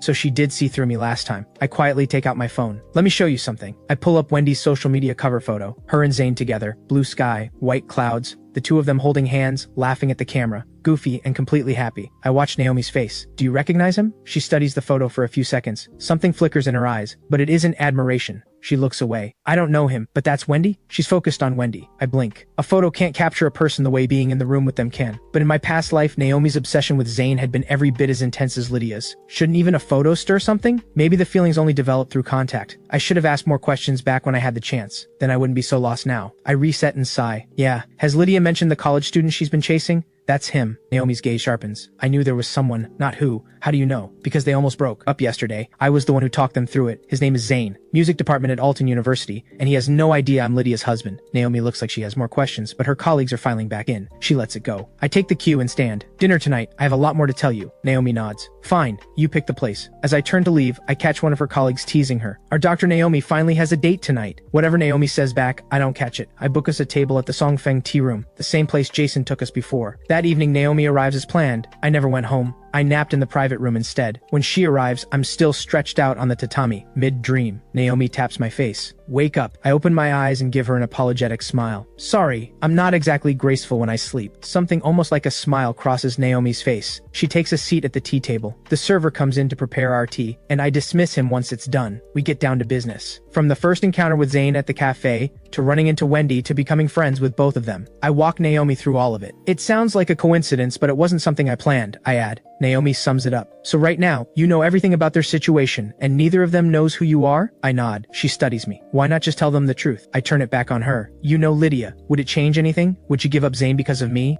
No amount of resistance from me would stop her. She never loved me. I'm not even an old flame. How could I compete with someone who actually makes her feel something?" As I speak, something rises in me. The desperation and bitterness from my past life stir beneath the surface. A flicker of surprise crosses Naomi's face. All those years of Lydia's scandals and I never reacted like this, but then, she doesn't know what I know about what comes next. I steady myself. I've already told Lydia. She does as she pleases anyway. With her nature, she won't stop until she gets him. Telling Zane wouldn't change much either. Maybe he'd feel so guilty he'd avoid me and pull away from Lydia harder, which would only make her push more aggressively. And Wendy, she simply can't outmaneuver Lydia. I've run through every scenario. Nothing changes. Naomi speaks again. "Then why tell me?" There's a faint bitterness in me as I answer. "Because now you know I'm not being kept in the dark. I want the divorce. Lydia is the one refusing, and I want you to stop talking her out of anything." Naomi grew up with Lydia. She knows better than anyone how deeply I once cared for her. Hearing me say this clearly shakes her. "Are you sure?" I nod firmly. "I'm sure." Naomi is quiet for a long time. I have no idea what's going through her mind. Not until we part ways does she finally say anything. "It's probably for the best that you've let go. I held on too long. I believed that if you kept someone in your heart long enough, the universe would answer." As someone who watched from the outside, Naomi has always known this marriage was only ever mine to carry. On the way home, I feel lighter than I have in years. Someone else finally knows I've let go. I hum quietly all the way home, draw a bath, and fall asleep. The next morning, I'm up earlier than usual. Today is my father's birthday. I get the gift ready, then text Lydia. "Remember, my parents' place today. In my past life, she didn't show. I even made excuses for her, told everyone she was swamped with work. This time, she might not come either, but I'm done making excuses for her." I arrive and call out cheerfully, "Dad, happy birthday!" My mother smiles from the side. "You're early. Have you eaten?" I loop my arm through my father's and sit. "Of course. What do you think I pay the staff for?" My father glances at the door, no one else coming, and his mood shifts immediately. "Why is it just you? Where's Lydia? She's getting worse and worse." I smile awkwardly and say nothing. Given my father's position, there would normally be a stream of visitors on his birthday. But he's not that kind of man. No banquets, no flattery, just family, every year. Just as my parents are getting into it about Lydia, I catch a tall figure in the doorway out of the corner of my eye, a gift in hand. I slap my hand over my father's mouth. mouth. Lydia's here. He goes very still, visibly awkward. My mother comes out of the kitchen, genuinely pleased. Lydia, come in, come in. Lydia smiles politely. Just arrived. She settles into the seat across from my father and me, poised, impeccably composed. She places the gift on the table. Happy birthday, Dad. A small token. It's a box of tea. My father is in public service. Anything flashy would be wrong. He loves his tea. Lydia knows exactly what she's doing. He can't open it in front of her. That would look too eager. He just nods with a warm smile. I'm glad you came. You didn't have to bring anything. Lydia replies graciously. Work keeps me away more than I'd like. On your birthday, showing up empty-handed just wouldn't do. For someone usually so cool and distant, Lydia is remarkably easy in conversation. My father and her family have professional ties. She's too smart to let anything personal interfere. The instinct for calculation runs deep, which is exactly why, in my past life, watching her throw everything away for Zayn left me completely stunned. My father waves a hand. Don't say that. A woman should put her career first. They fall into easy conversation. It turns to work almost immediately. I tune out quickly. By midday, the table is full of food. We eat together, the four of us, talking. For a moment, it feels almost unreal, like something out of a dream. Not long after we finish, my father's phone rings. I've just eaten. I appreciate the thought. He hangs up, half resigned and half pleased. My secretary organized a dinner. They insist. My mother nods. Go on then. It's well-meaning. My father pauses at the door. Lydia, I have to head out. Stay and relax. Of course, Dad. Once he's gone, Lydia doesn't linger. A few minutes and she's saying goodbye. Something about the office. I'm out the door right behind her, dropping into the passenger seat of her car before she can object. Lydia looks at me with flat eyes. What are you doing? I buckle my seatbelt without a trace of shame. Give me a lift. My car's in for maintenance. Taxis are a hassle. She presses her lips together, clearly unhappy. She doesn't want to drive me, but making a scene at my parents' door isn't an option. She caves. Inside the car, I catch a faint trace of tobacco, the same kind that clings to Zayn. Was he in this seat this morning? Didn't he say he was blocking her? So how are they already meeting again? Something feels off. I can't make sense of it. It's not in Zayn's nature to warm up to her this fast. In my past life, she was relentless precisely because she couldn't have him. The chase was the point. I take out a lighter and quietly tuck it into the gap between the seat and the door. Then I adjust the seat back noticeably. If Zayn gets in here again, he'll have to adjust the seat, and he'll find the lighter. I close my eyes and settle back. I'm going to nap. Lydia doesn't respond. Then her phone rings. She answers without hesitation, doesn't even try to hide it.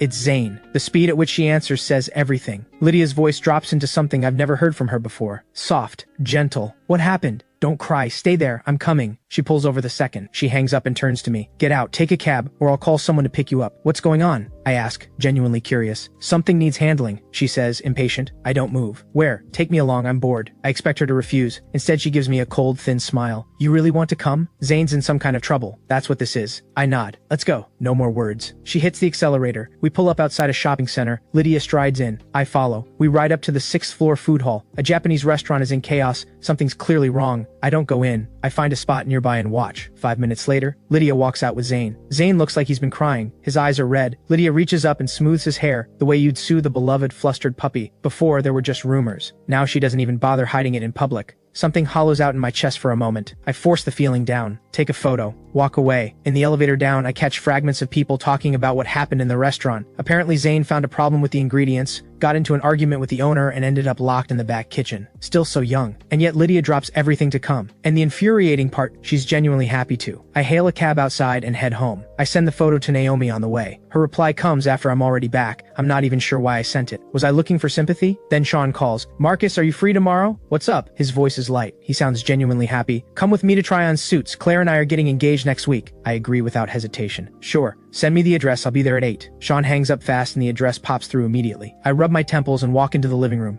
Tired. Linda and May are cleaning. They greet me as I come in. I sink into the sofa. The image of Lydia's hand in Zayn's hair won't leave me. 10 years of wanting something from her, and he has it without even trying. I open my eyes and look over at Linda. Linda, can I ask you both something? She stops what she's doing. Of course, sir. Say, I take a second to craft the story. A friend of mine. Happy couple. But a wealthy woman starts pursuing him, and he's starting to waver. Who should he choose? They exchange a glance. May speaks first. His girlfriend, obviously. You don't touch a married woman. I keep my eyes on Linda. What if the woman is very rich and refuses to stop? Linda doesn't hesitate. Still refuse. Breaking up a marriage. That's shameless. What kind of person chases someone else's spouse? Good values. All of them. So how did it all fall apart in my past life? All right, Linda, go start dinner. I drift off on the sofa without meaning to. I wake to Lydia's voice. Marcus, get up. I blink open my eyes. Her expression is hard. She's holding the lighter I left in her car. Found already? She must have driven Zayn home. I play dumb, rubbing my eyes. What? She tosses it at me. Did you put this in my car on purpose? Think that's funny? I close my hand around it, unbothered. It's a lighter.